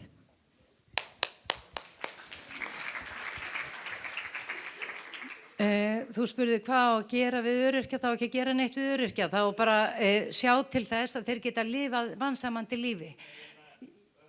Gera fyrir þá, meinarðu? Já, að sjálfsögðu, meina það, já. Sko, það eru allir í okkar samfélagi mikilvægir. Það er bara ákveðin stétt fólks sem að skiptir samfélaginu þannig að sumir séu bara merkilegir. Það hafa allir tilgang, við erum öll komin hingað á jörðina til þess að vera hér fyrir hvort annað. Og það að öryrkjar þurfa að berjast fyrir lífskjörum sínum er alveg hræðilegt. Fólk sem býr við líkamlegar og stundum andlegar skerðingar. Þegar maður hefur átt mann sem veikist og þarf að fara gegnum heilbrigðiskerfið, þá hittir maður mikið af fólki. Og það er ömurleg, sú þrautaganga sem fólk upplifir í gegnum heilbrigðis- og félagslega kerfið í þessu landi. Og eins og Ásdís réttilega bent á, forseti ræður engum þetta, forseti hefur hins vegar dagskrárvald. Sveinn Björnsson, okkar fyrsti forseti, hann var eins og svipa á þinginu, hann bara hundskammaði það þegar hann sýndist. Hver segir að forseti með ekki gera það? Það bara mýta að forseti með ekki skipta sér að, ekki láta neitt segja ykkur að það megi það ekki, og ef að þingið ekki að vinna að kosningaloforðum sínum og sinna einstaka hópum í samfélaginu, þá getur forseti sagt, fyrirgefið, hvað eru þið að gera?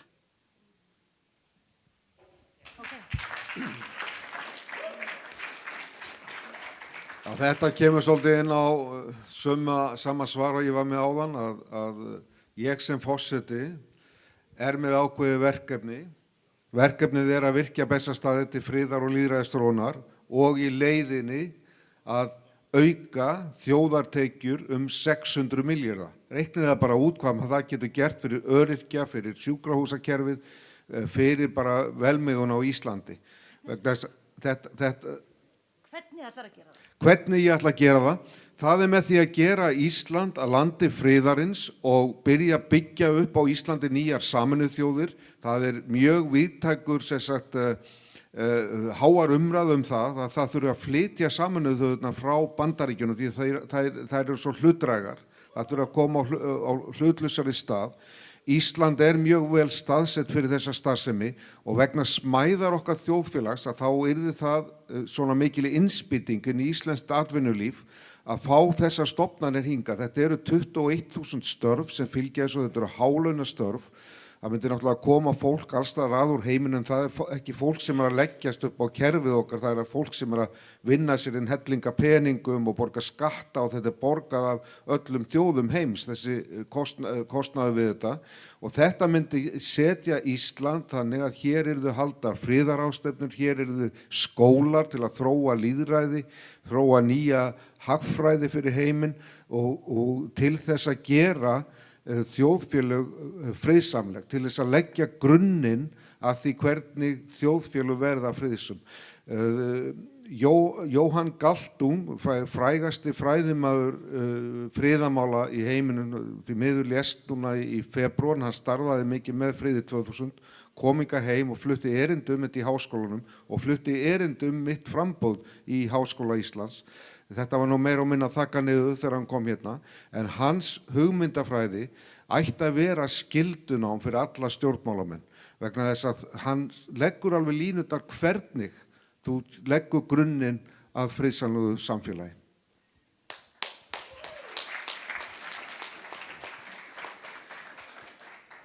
Það spurt hvað myndi þú sem forseti gera fyrir öryrkja. Mín sýn á þetta bara almennt svo að forsetinn, hann í rauninni ekki að setja neitt sjálfur á dagskrá, vegna þess að forsetinn númer 1, 2 og 3 þjónn fólksins. Það ég búin að segja frá upphafi, frá því ég steig fram 27. mars. Og sem þjónn fólksins, að þá það einmitt hagsmunir almennings og væntingar og öryggi og bara hvað fólk vill í landinu. Það það sem að býr til dagskrána hjá forsetanum og það það sem hann það númer 1, 2 og 3 að hlusta á. Þannig að öryrkjar sem hópur þyrftu að koma fram helst sem heilstæðasti hópurinn saman til þess að geta í rauninni sagt hvar skóinn kreppir hjá öryrkjum. Við vitum eitt og annað, auðvitað veit maður eitt og annað, en bara svona í rauninni, hóparnir þurfa að láta í sér heyra. Af því það þarf að vera hægt að lifa hér góðu lífi, þannig að öllum líði vel. Og það forsetans að hlusta á þjóð sína í einu og öllu. Það myndi ég gera.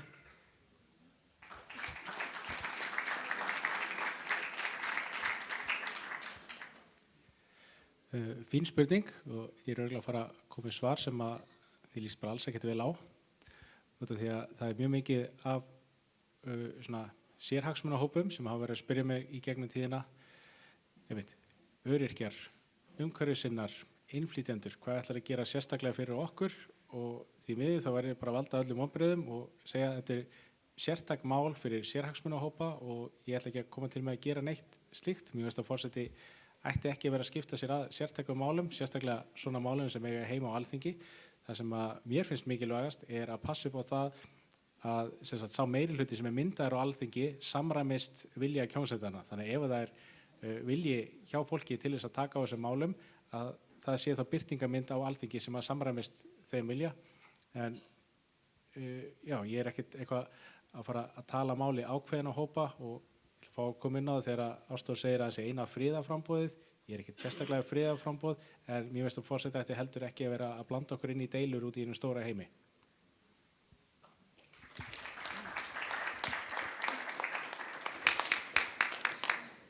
Það eru spurningar hér aftast í salnum. Þau kannski sjá það okkur ekki en heyri vonandi í okkur. Kannski má brýna fyrir pallborðinu að tala svona í herra lagi, þannig að það heyrist örugglega hérna aftast. Góða kvöldið, Rut Stefnis heiti ég. Ég vil þakka fyrir ágætisfund. Eitt mesta hitamál forsetakosninganna verður hálendi Íslands og notkun á málskotsréttinum. Nú er lengt og ljóst verið að stefna að því að selja fjöregg þjóðarinnar. Landsvirkjun hanna á að einkavæða og arður hverfu þá til erlendra og eða innlendra elítu. Ég vil þá þess vegna beina þessari spurningu til Steinunnar Ólínu sem að hefur nú verið svona, já, hún hefur haft ýmislegt þetta að athuga. Því spyr ég Steinunni, muntu beita áhrifavaldi þínu til að stjórnarskráin verði endurskoðuð?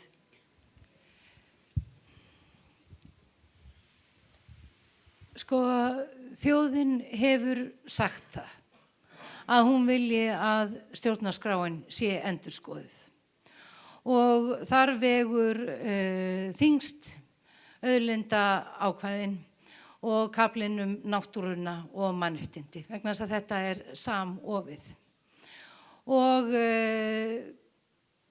þjóðin þarf aftur og aftur að láta í sér heyra, þrátt fyrir það að hafa með stórkostlegri vinnu stjórnlagaþings sem er orðið ansi langt síðan, gefið það sterklega í skyn að hún vildi endurskoðun á sinni stjórnarskrá. Hún þarf aftur og aftur að ítreka þessa beiðni og fyrir daufum eyrum.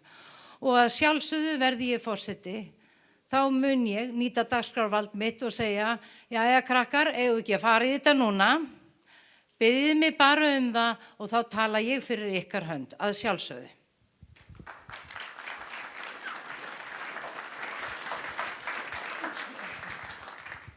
Við erum ennþá hérna aftast í salnum. Gjörðu svo vel. Takk. Ég vil beina þessa spurningu að Ástþóri Magnússyni. Mér finnst mjög aðdáunarvert hvað þú ert sjálfur sannfærður þinn eigin sannfæringarmátt. Að þú þurfir ekki nema einn fund með Vladimir Putin til þess að koma á frið í Úkraínustríðinu. En þá velti ég fyrir mér, af hverju þarftu endilega að vera forseti Íslands til þess að fá þennan fund og koma á friði? Ég er alveg viss að við getum komið í kring að þú fáir fund bara sem Ástþór, góðsögnin Magnússon og náir bara að nota þinn sannfæringarmátt til þess að fá mannin til þess að hætta þessu stríði. Af hverju þarftu þetta embætti? Takk fyrir þetta ágæt spurning. Í fyrsta lagi þá hef ég aldrei sagt að þurfi bara einn fund. Það þarf marga fundi, ekki bara með Putin, heldur einnig með öðrum þjóðarleiðtogum, bæði í Úkraínu, Bandaríkjunum og í Evrópulöndunum og ekki síst heldur líka með ríkisstjórn Íslands. Þú hefur ekki aðgang að þessu fólki nema í embætti eins og forsetaembætti. Forsetaembættið er eina embætti þjóðarinnar sem er þverpólitískt, sem að þýðir að hann tilheyrir engum einstökum stjórnmálaflokkum, að minnst ekki ef að ég væri þar. Ég hef aldrei unnið í neinum stjórnmálaflokki eða tengst þeim með nokkrum hætti. Þannig að ég er algjörlega hlutlægur aðili sem að myndi reyna að sameina krafta bæði almennings í gegnum friðarhreyfingar. Ég tel að ég geti fengið milljónir manns út allan heim í gegnum friðarhreyfingar til þess að leggjast á árarnar með okkur. Atvinnulífið, ég tel að ég myndi geta náð atvinnulífinu saman með þessu og svo er það stjórnmálin sem verða einnig að leggjast á árarnar. Þetta þarf að verða þrýstihópur, mjög öflugur, þvert á alla þjóðfélagshópa og eins og ég segi, almenningur, atvinnulífið, stjórnmálin að leggjast á eitt. Okkar raunverulegi óvinur hergagnaðinaðurinn og það þarf að koma fram með nýja hugmyndafræði fyrir hergagnaðinaðurinn, hvernig þeir geti umbreytt sínu viðskiptamódeli úr því að framleiða vopn og drápstól yfir í að framleiða eitthvað annað betra fyrir jörðina. Þessu er lýst mjög vel í bókinni Virkjun Bessastaði sem kom út fyrir 28 árum. Þar er lýst í hvernig við getum umbreytt hernaðinum. Þar er einnig farið yfir í það hvað er verið að eyða miklu í vopn og hernað og hvað lítið brot af því þarf til þess að leysa úr öðru vandamálum hjá mannkyninu. Þannig að þetta er spurningum algjörlega uppstokkun á hugmyndafræði. Í stað þess að leita hernaðarlausnum til að leysa vandamál, þá leitum við að friðarlausnum. Svarar þetta spurningunni? Fullkomlega.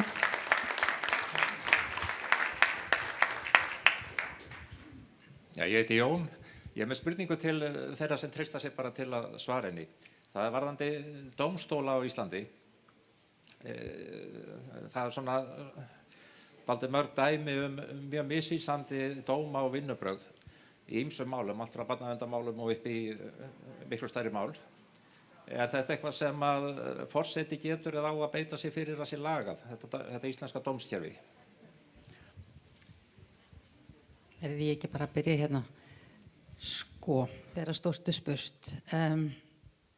Það er náttúrulega þrískipting ríkisvalds, þannig það er löggjafavald, framkvæmdavald og dómsvald og það er þannig einmitt að forsetinn fer með löggjafarvaldi með Alþingi og framkvæmdavaldi með ráðherrunum en dómsvaldið er algjörlega sér og það er náttúrulega á að tryggja það að dómendur séu algjörlega sjálfstæðir og séu ekki háðir einhverjum hagsmunum.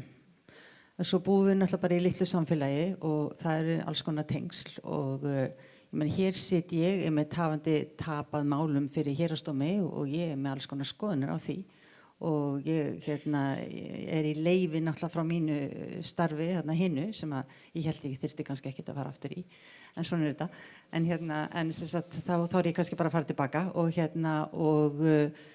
sko ég meina það sem að ef ég bara tala algjörlega heiðarlega þá er bara staðan þannig að maður veit að sko það eru vonandi bara góður og gegnir dómarar á öllum dómstigum en það er nú bara þannig með lögin að það er hægt að rökstyðja mismunandi leiðir og stundum eru bara lögin dálítið flókin og vonandi bara einmitt eru dómararnir það vel upplýstir að þeir geti tekið réttar ákvarðanir í málum. Ég kannski hef skoðun á því að það sé ekki alltaf svoleiðis og það er nú bara þannig að hafandi tapað einmitt þessu einu þessu grunnskóla kennsluforritamáli við töpuðum því í héraðsdómi hjá Persónuvernd og mér finnst það bara hreinlega ekki vera réttur dómur og þess vegna var honum áfrýjað og þess vegna erum við með nokkur dómstig og við vorum alltaf bara með 2 dómstig í landinu, við vorum í héraðsdóm og svo Hæstarétt og nú búið að bæta landsrétti við. Þannig að þú veist, lögin eru þannig að það er hægt að rökstyðja oftast 2 mismunandi niðurstöður. Stundum er það ekki hægt, stundum er það bara klárt brot á einhverju grein og þá er bara, þú veist, þá er það bara einhver niðurstaða sem að enginn á að geta tekið einhverja ranga niðurstöðu í, en stundum er þetta aðeins óljósara og svo framvegis. Þannig að það að ætla að fara að hafa áhrif á dómstóla og dómara, það er eiginlega svona algjörlega, það er svona eitt af því sem er bara bannað í lýðræðissamfélagi, vegna þess að dómararnir eru óháðir.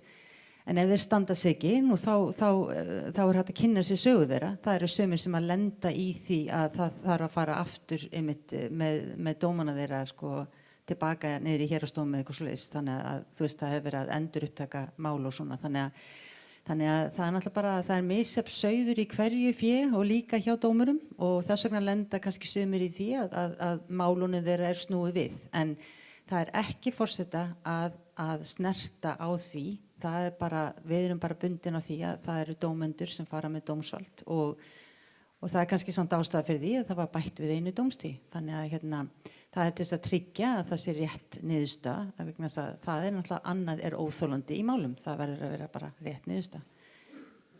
píldi lögfræði en ég gæti ekki svara þessu á léttari nótum held ég sko. Það eru svo margir sem hafa áhuga að spyrja ykkur, að kannski biðja ykkur að svona hafa þetta knappara en hitt. Ég með spurningu innflytjendamál. Bara hver ykkar skoðun á innflytjendamálum á Íslandi? Það verður nú kannski erfitt að svara þessu stuttumáli. Nú ég komin í á hálu brautina sko, að fara að svara innflytjendamál í forsetaframboði. Ég veit ekki hvert, maður lætur ekki teima sig sko. En sko, í grunninn aftur þá það bara, eins og ég líti á þetta, þá eru það lög og reglur sem gilda. Og við erum í landi sem ég meina eins og fram hefur komið, við erum jafnvel ekki að ná að hlúa nóga vel að öllum þeim sem hér búa. Við erum ekki að ná að hlúa nóga vel að eldri borgurum og ýmsum öðrum og það alveg ljóst að við getum til dæmis ekki tekið við endalaust af flóttamannastraumnum. Hins vegar þá erum við bundin á ákveðnum alþjóðareglum og alþjóðasamningum og öllu slíku. Þannig að fyrir mér þetta mjög skýrt að því lítinu til að sko, það eru þeir sem að koma hér sem flóttamenn og þá getum við þessi land bara tekið við x mörgum af því við þurfum að geta líka sinnt okkar fólki. Og svo það þeir sem hver var spurningi bara flóttamenn eða innflytjendur bara? Já. Og innflytjendur það náttúrulega sko þeir sem vilja búa hérna og uppfylla reglur og það ekkert skrítið sem land að vera með reglur. Ég meina, það getur ekki hver sem flutt til Bandaríkjanna, það þarf græna kortið og svo framvegis, þannig það ekkert skrítið að land setji sér ákveðna reglur. En að samanskapi, þegar við erum með nýju Íslendingarna sem að koma frá alls konar löndum með alls konar bakgrunn og þá þurfum að gera það vel.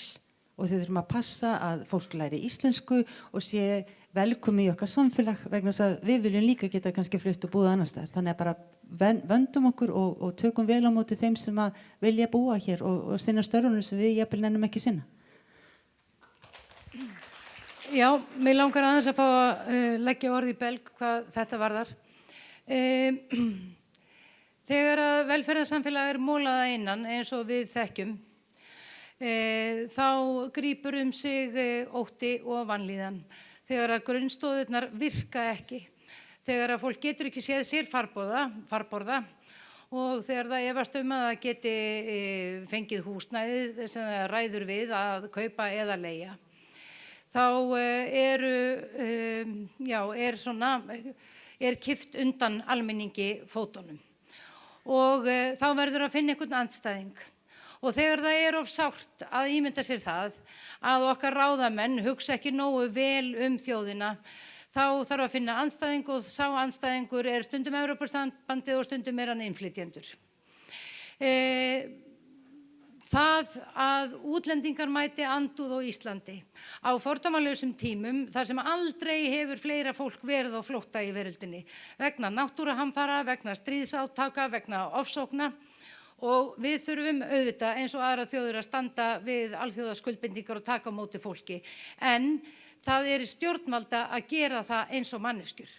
Ég heimsótti Reykjanes, ég ætla að hafa þetta rosalega stutt. Og ríkið gerir samning við Reykjanesbæ að taka á móti flóttafólki. Fjöldinn sem sendur í Reykjanesbæ í engu samræmi við fjárframlög. Það eru engir innviðir í Reykjanesbæ til að taka við öllu þessu fólki.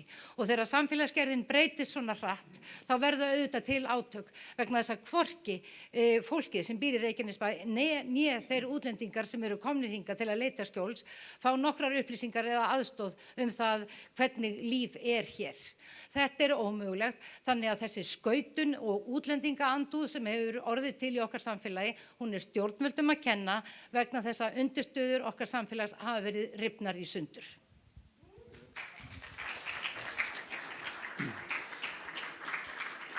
Já, ég þekki nú ágætlega í sambandi við þennan flóttamannastraum því ég með palestínska fjölskyldu búandi heima hjá mér hérna í Reykjavík, 5 manna fjölskylda sem flúði undan ofsóknunum í Palestínu og það grátlegt að horfa upp á þetta hvað þetta fólk þurft að flýja og þetta vill að búa heima hjá sér.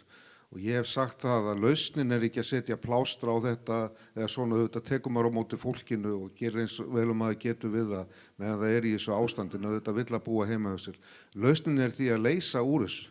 Það nákvæmlega það sem ég vil gera sem forseti. Ég vil koma með friðarlausnir og stuðla að friði, því að öflugasta versmiðja á flóttamenn sem til í veröldinni stríð. Það massa framleiðsla á flóttamönnum og það það sem þarf að stöðva. Og ef við erum að taka við flóttamönnum eins og frá Úkraínu eða við erum að taka við þeim frá Palestínu, þá eigum við náttúrulega líka að skoða það að senda bara hreinlega reikningin til þeirra sem framleiddu vopnin sem að hafa valdið þessu.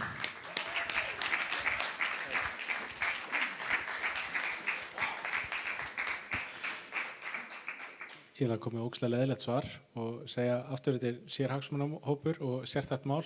Það var heima á Alþingi, ég myndi ekkert skipta mér að því sérstaklega.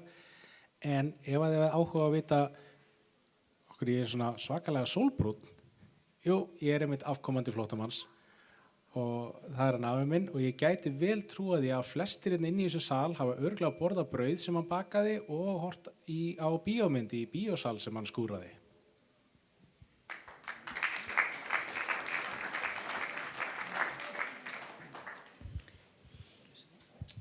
Já, góða kvöldi. Þessi spurning svona aðalega beint til Ástórs. Ég var að horfa á hraðfréttir annað kvöld og svona sá viðtal við þig og þú varst að tala um þessar 3 sýnir sem þú fékkst og mér langaði svona að biðja að lýsa þeim og svo var ég líka að velta fyrir mér svona hvort þú væri með, ég ætla að fá að sletta eins og segja to-do lista þegar þú verður forseti og svona hvað þú ætlaðir að gera þegar þú sest í forsetasætið. Já, ég ætla að fara eftir sýnunum þegar ég verð forseti. Ég fékk þessar sýnir fyrir 30 árum og þær voru vakning til mín að ganga frá blómlegu fyrirtæki, selja mína einkaþotu, stofna friðarsamtök og koma hér fyrir framan ykkur, vekja íslenska þjóð. Ég sagði það í viðtölum fyrir 28 árum að ég var í klukkan sem vekur þjóðina, það var ekki grínmynd af því í Morgunblaðinu eftir að Sigmund mjög stór skemmtileg grínmynd. Ég meðan nýju bókinni Virkir Bessastaði sem ég geti lesið á vefnum núna.is þessa grínmynd, við skorum okkur að lesa þetta og það sagt, að það að virkja embætti forseta Íslands til að hrinda á stað þessu friðar átaki, að innleiða nýja hugmyndafræði í hvernig við leysum og deilumálum, koma með nýja hugmyndafræði, hvað vopnaframleiðendur geta gert annað en að framleiða drápstækin. Þetta, við skulum muna það að forseti Bandaríkjanna eftir seinni heimsstyrjöld, hann varaði við að vopnaframleiðsla myndi verða business því það myndi grafa undan þjóðfélaginu í framtíðinu og það nákvæmlega það sem hefur gerst. Þegar að menn eru að horfa á þessi lönd eins og Mið-Austurlönd, eins og þegar að eitt forsetinn fór til bara Sádi-Arabíu fyrir nokkrum árum síðan, að þá klappa hann saman höndum hvað náði stórum samningum og hvað voru samningum. Það voru ekki traktorar til að rækta korn, það voru drápstól. Og þetta bara sjúkt. Við búum í sjúkum heimi sem með þetta og það kom út bók núna nýlega, Anni Jakobsson heitir sú kona, sem búin að vera að taka viðtöl við stjórnmálamenn, menn í leyniþjónustu og hershöfðingja og þeir eru allir skjálfandi á beinunum við sem Hársfrið frá að útrýma okkur með kjarnorkuvopnum. Hún segir að við erum ein mistök frá því að útrýma mannkyninu. Þegar talaði það ef að brýst út kjarnorkustyrjöld að það muni 5 milljarðar manns látast og þeir sem að lifa, þeir munu öfunda hina dauðu vegna þess að þeir þurfa að fara að búa í neðanjarðarbyrgjum og þetta með leiðir hungursneyða og alls konar og þetta allt of mikilvægt mál til þess að hunsa það og núna hefur íslenska þjóðin ekki efni á að kjósa neitt annað en friðarmann á Bessastaði, mann sem ætlar ekki að sitja þar á einhvers konar friðarstóli að yrkja ykkur ljóð til sem að þið skemmtu ykkur á einhvern veginn framtíðin að lesa, nei, friðarmann sem ætlar að fara heiminn og virkilega binda enda á þetta með nýrri hugmyndafræði, fá í lið með sér milljónir manns í gegnum friðarhreyfingar heimsins, fyrirtækin, stór og lítil og þannig ætlum við að vinna þetta mál, að setja Ísland á kortið sem land friðarins.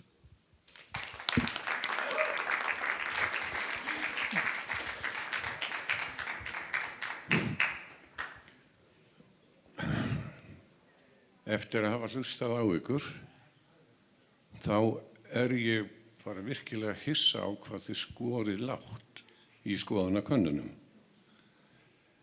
Og það segir mér að það lítið að marka skoðanakannanir.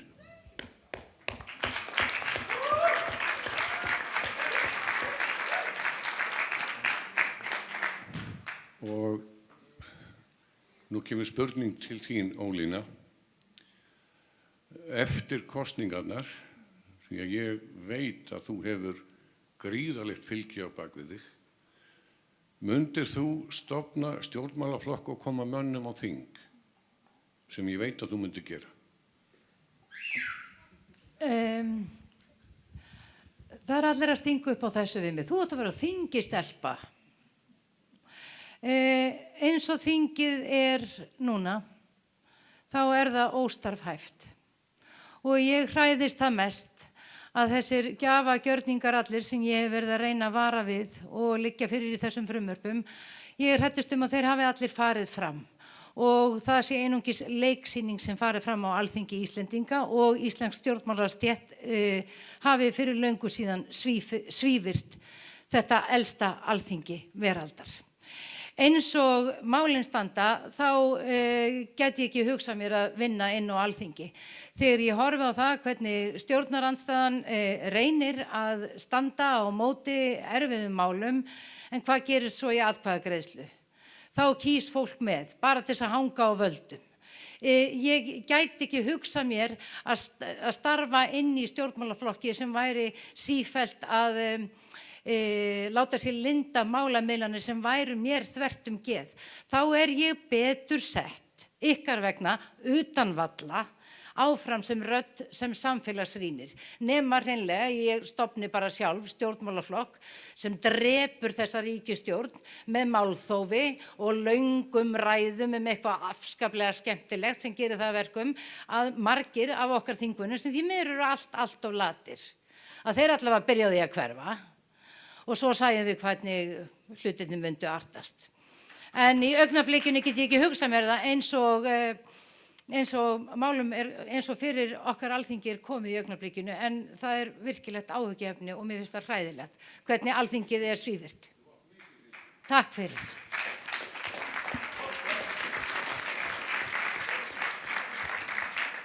Það fer að sé á seinni hlutan hérna hjá okkur og við viljum náttúrulega endilega hafa smá tíma til að syngja, það búið að lofa okkur því. Hér mögulega síðasta spurningin nema einhver grát biðji eina í viðbót. Já, góða kvöldi. Takk bara kærlega fyrir að standa fyrir þessum frábæra viðburði. Búið að vera rosalega gaman að hlusta á ykkur. Og takk fyrir spurningar úr sal. Mér langaði að beina spurningu að Ásdísi. Orðið á götunni segir að þú myndir leggja blátt bann við ákveðnum fréttamanni, mögulega einum ljósmyndara, án þess að ég fari eitthvað frekar út í þá sálma, en þá langaði mig að vekja athygli á því að það 25. grein stjórnarskrárinnar gefur forseta lýðveldisins heimild til að leggja fram lagafrumvörp. Ég veit ekki til að þetta ákvæði hafi verið virkjað hingað til, en ég geti haft rangt fyrir mér með það. En þetta eitthvað sem þú sæði fyrir þér, svona fyrir utan að banna hennar fréttamannunum ljósmyndara? Sæðirðu fyrir að leggja fram frumvarp og þá hvaða frumvarp? Að sjálfsögðu, ég ætla að vera fyrsti forsetinn sem leggur fram frumvarp á Alþingi og ég ætla að byrja á því að banna skoðanakannanir. Út að þú veist, það ekki bara mér sem finnst það búið að banna skoðanakannanir 30 dögum fyrir kosningar í mörgum löndum, bara ef þið vissu það ekki, út af því að skoðanakannanir eru skoðanamyndandi og yfirleitt það þannig að meira en helmingur þjóðarinnar getur ekki tekið sjálfstæða ákvörðun og hann fer eftir skoðanakönnunum. Þannig að við erum að tapa gífurlegu fylgi. Ef það væri enga skoðanakannanir, þið getur rétt ímyndað ykkur hvernig ætlaði að kjósa. Ef þið vissuð ekki neitt, þá myndið þið mynda ykkar skoðun með hjartanu. Þá myndið þið virkilega skoða alla, hvern og einn og hugsa hvað þið viljið kjósa. Og þetta það sem skoðanakannanir eru gerðar til. Það að mynda skoðanir hjá fólki. Þannig að þið eruð í rauninni þrælar fyrir skoðanakannanir. Og þetta á bara ekki að vera hægt. Við búum í lýðræði og það bara mjög góð hugmynd að banna þetta 30 daga fyrir kosningar þannig að fólk kjósi með hjartanu. Annað að, já, ég myndi náttúrulega, ég er búin að segja það, ég myndi banna Heimim á fréttamann. En, já, ég ætla bara að láta, ég ætla að láta þetta duga í bíli. Mér langar að segja bara örstutt, já, sko, það dýrmættasta sem við eigum það að hugsa sjálf. Að láta engan segja okkur fyrir verkum. Að vega og meta hlutina sjálf, trú ekki blindni á það sem haldið fram og láti ekki hræra í okkur. Og látið ekki ræna ykkur kosningaréttinum með blekkingum fjölmiðla. Og því hvernig látið með suma í þessu samfélagi og ekki með aðra. Treystið á ykkar eigið innsæi, horfið á fólkið í kringum ykkur. Það eitthvað fallegt og gott í öllum, ekki bara þeim sem hampað. Ég ætla aðeins að bæta við svarið mitt. Ég búin að taka það fram á nokkrum fundum hinga til. Það hef ég látið fólk rétt upp hendi í salnum, þið virkir í skoðanakönnunum og yfirleitt það 1 eða 2 sem rétt upp hend, þannig að ég ætla að spyrja ykkur núna, einhver virkur í skoðanakönnunum hér? Það 1 hend. Núna, það örugglega komnir svona 200 manns síðustu vikur sem ég hef látið rétt upp hend. Það meira en 200 manns, miklu meira, sorry. Já, það örugglega 300-400 manns og það kannski 2-3 búin að rétta upp hend. Ég þekki ekki neitt sem virkur í skoðanakönnunum og flestir hérna í hópnum líka. Þannig að við skulum ekki láta blekkjast af þessum skoðanakönnunum út af þetta svo rosalega lítill hópur af fólki sem virt í skoðanakönnunum og það sýnir ekki raunverulega tölur. Þannig að ekki fylgja þeim, bara hugsa með hjartanu. Takk.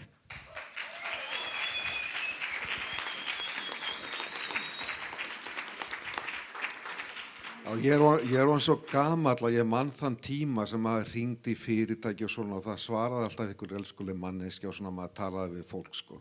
Og svo þessi fjanda símsvarar komnir allstaðar og þú var bara símsvarar, það var bara tölvan sem svarar og gervigrindin svarar og svo framvegis. Sko, forsetinn eins og hann verið allavega síðustu 8 ár. Hann hefur bara verið eins og hver annar símsvari, svona sjálfsafgreiðslu stimpill á Bessastöðum fyrir ríkisvaldið. Og þið megið ekki kjósa annan slíkan inn. Nú þurfum við að virkilega nota hausinn, það sem Guð gaf ykkur, til að hugsa sjálfstætt og auðvitað eigið að kjósa friðarframboði til að kasta ekki atkvæðin á stríðsbálið.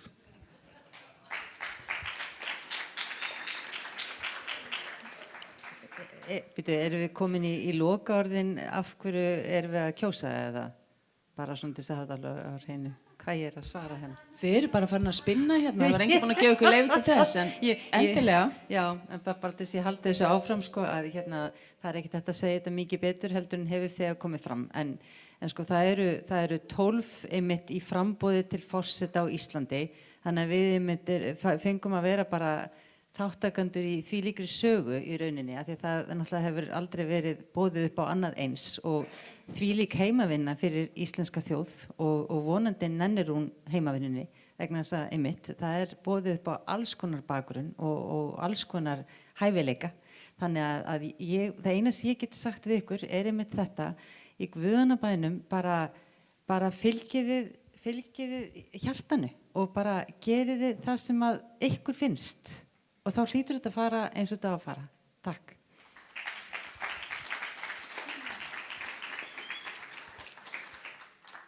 Svona fyrst þetta fór út í skoðanakannanir, þá ætlum ég bara að taka fram að ég myndi ekki vilja banna þær. Ég held að þetta sé bara hluti af málfrelsinu og tjáningafrelsinu. Eru það skoðanamyndandi? Það er örugglega dómstóla að ákveða það. En jú, eru skoðanakannanir skoðanamyndandi? Nei, það verið að mynda skoðun hjá fólki, það ekki málfrelsi. Þetta ekki sjálfstæð skoðun, það verið að mynda skoðununa. Þetta ekki lýðræði. þegar einhver hefur áhrif á þína skoðun, það ekki lýðræði. Allavega, ég hugsa að þetta sé hluti af málfrelsi og tjáningafrelsi og það skoðanamyndandi? Já, mögulega, mjög líklegast. Það líka bara fullt af hlutum í samfélaginu sem eru skoðanamyndandi. Ég skoðanamyndandi á aðra. Það spjalla saman í kaffibúði, það skoðanamyndandi. Þar sem að mér finnst hins vegar skrítið þegar að stórir og virtir fjölmiðlar að nota skoðanakannanir sem eru fína fyrir það sem þær eru, nota þær til ákvörðunartöku sem að þær voru aldrei ætlaðar til og ég mitt hafði samband eftir okkur var neitað að taka þátt í kappræðunum á Stöð 2. Get ég fengið að vita hvernig þessi ákvörðun var tekin, hvaða skekkjubil eru að reikna með, eru með óvissubil, einhver tölfræðingur sem fer yfir þetta hjá ykkur? Ég fekk svar tilbaka sem innihelt 7 hlekki á fréttir á Vísi, þar sem einhver segir, já, mér sýnir sem svo að þetta sé allt sama fólki sem þarna efst. Og ég segi, maður fellur á tölfræðiprófum að svara svona. Þannig að það sem mér finnst athugvertast, að þetta eiga að heita fagaðilar og það verið að nota þetta til ákvörðunartöku sem að verkfærin var ekki ætlast til þess að nota í þeim tilgangi.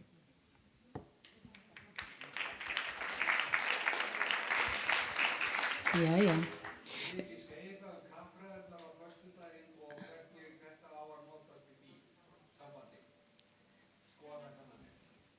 Ef ekki bara taka þetta spjall hérna í almenningnum á eftir. Við nefnilega erum komin hérna með hennan frábæra gítarleikara sem er búinn að sitja hérna í allt kvöld að bíða. Hann Fróði Oddsson. Hann ætlar að spila undir hjá Steinunni Ólínu sem syngur fyrir okkur Heyr mína bæn og ef þið kunnið textan þá getið þið sungið með. Ef þið googlið textan og hérna kallaði hann fram í símanum þá getið þið líka sungið með. Hvað segir þið?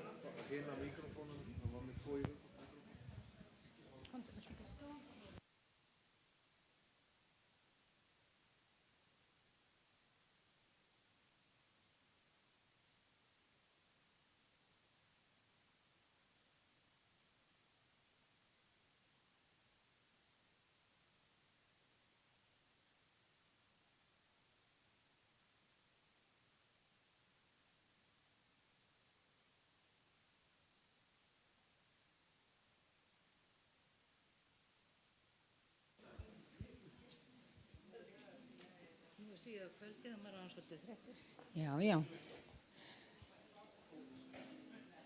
Þetta alltaf að gerast hérna. Æsi spennandi. Þú tökur þennan. Upp. Já. Síðustu helgi þá auglýsti ég við Ásdís Rán vorum í viðtali á Bylgjunni sem voru svo elskulegir að taka viðtal við okkur báðar morgunin sem við keyrðum norður á Græna hattinn til að halda þar borgarafund með okkur, meistaradeildinni eins og Ásdís Rán svo meistaralega kallaði okkur og ég auglýsti eftir gítarleikara og kvöldið var hann kominn, keyrði frá Reykjavík norður og Akureyri, Fróði Oddsson, viljið gefa honum gott klapp.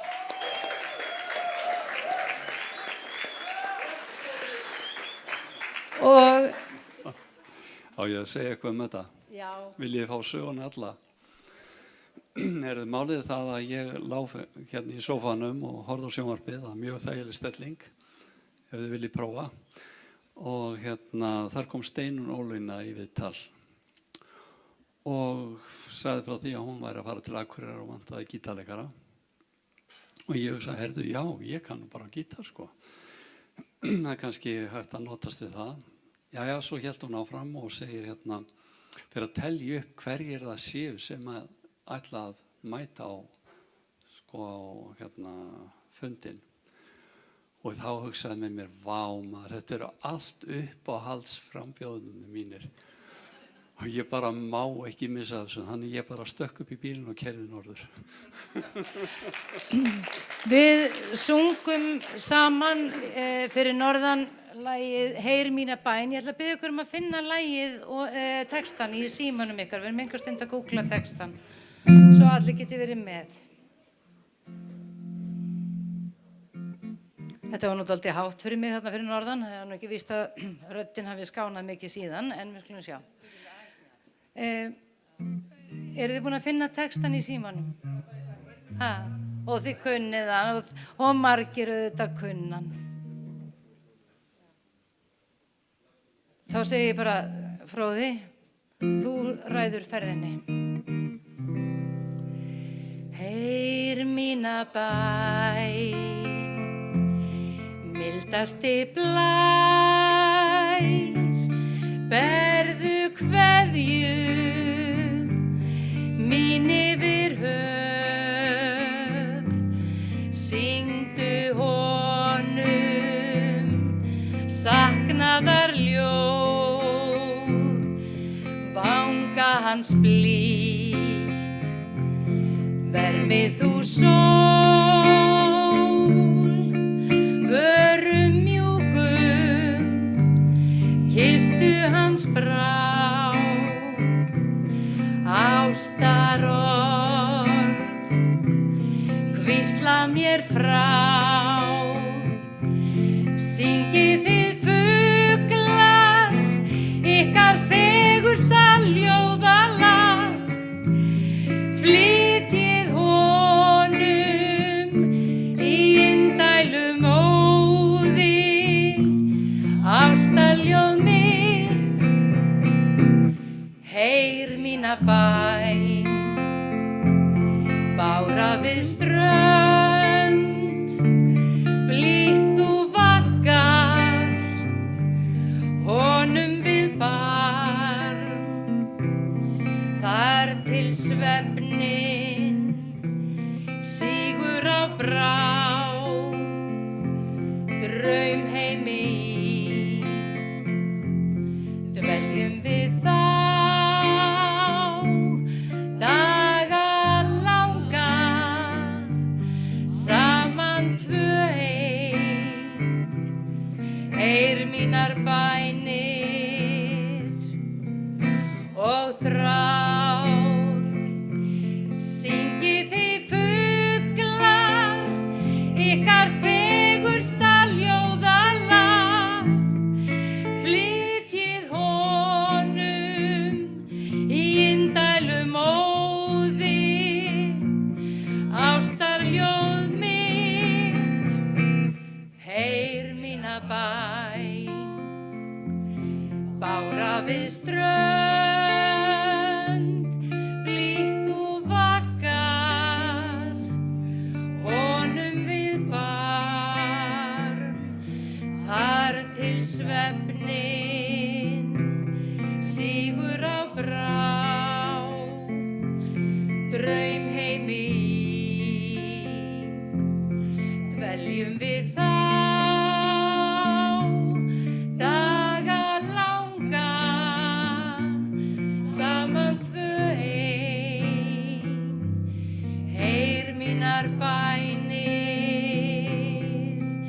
og þrár.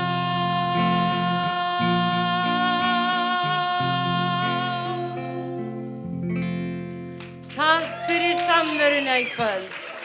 Takk fyrir að fjölmenna og koma vera með okkur. Elsku Margrét Örnólfsdóttir, takk fyrir frábæra fundarstjórn. Og þá held ég að við kveðjum hérna á Kólaportinu. Takk fyrir bæði gestir hér og áhorfendur heima eða hvar sem þeir eru að horfa. Takk fyrir kvöldið.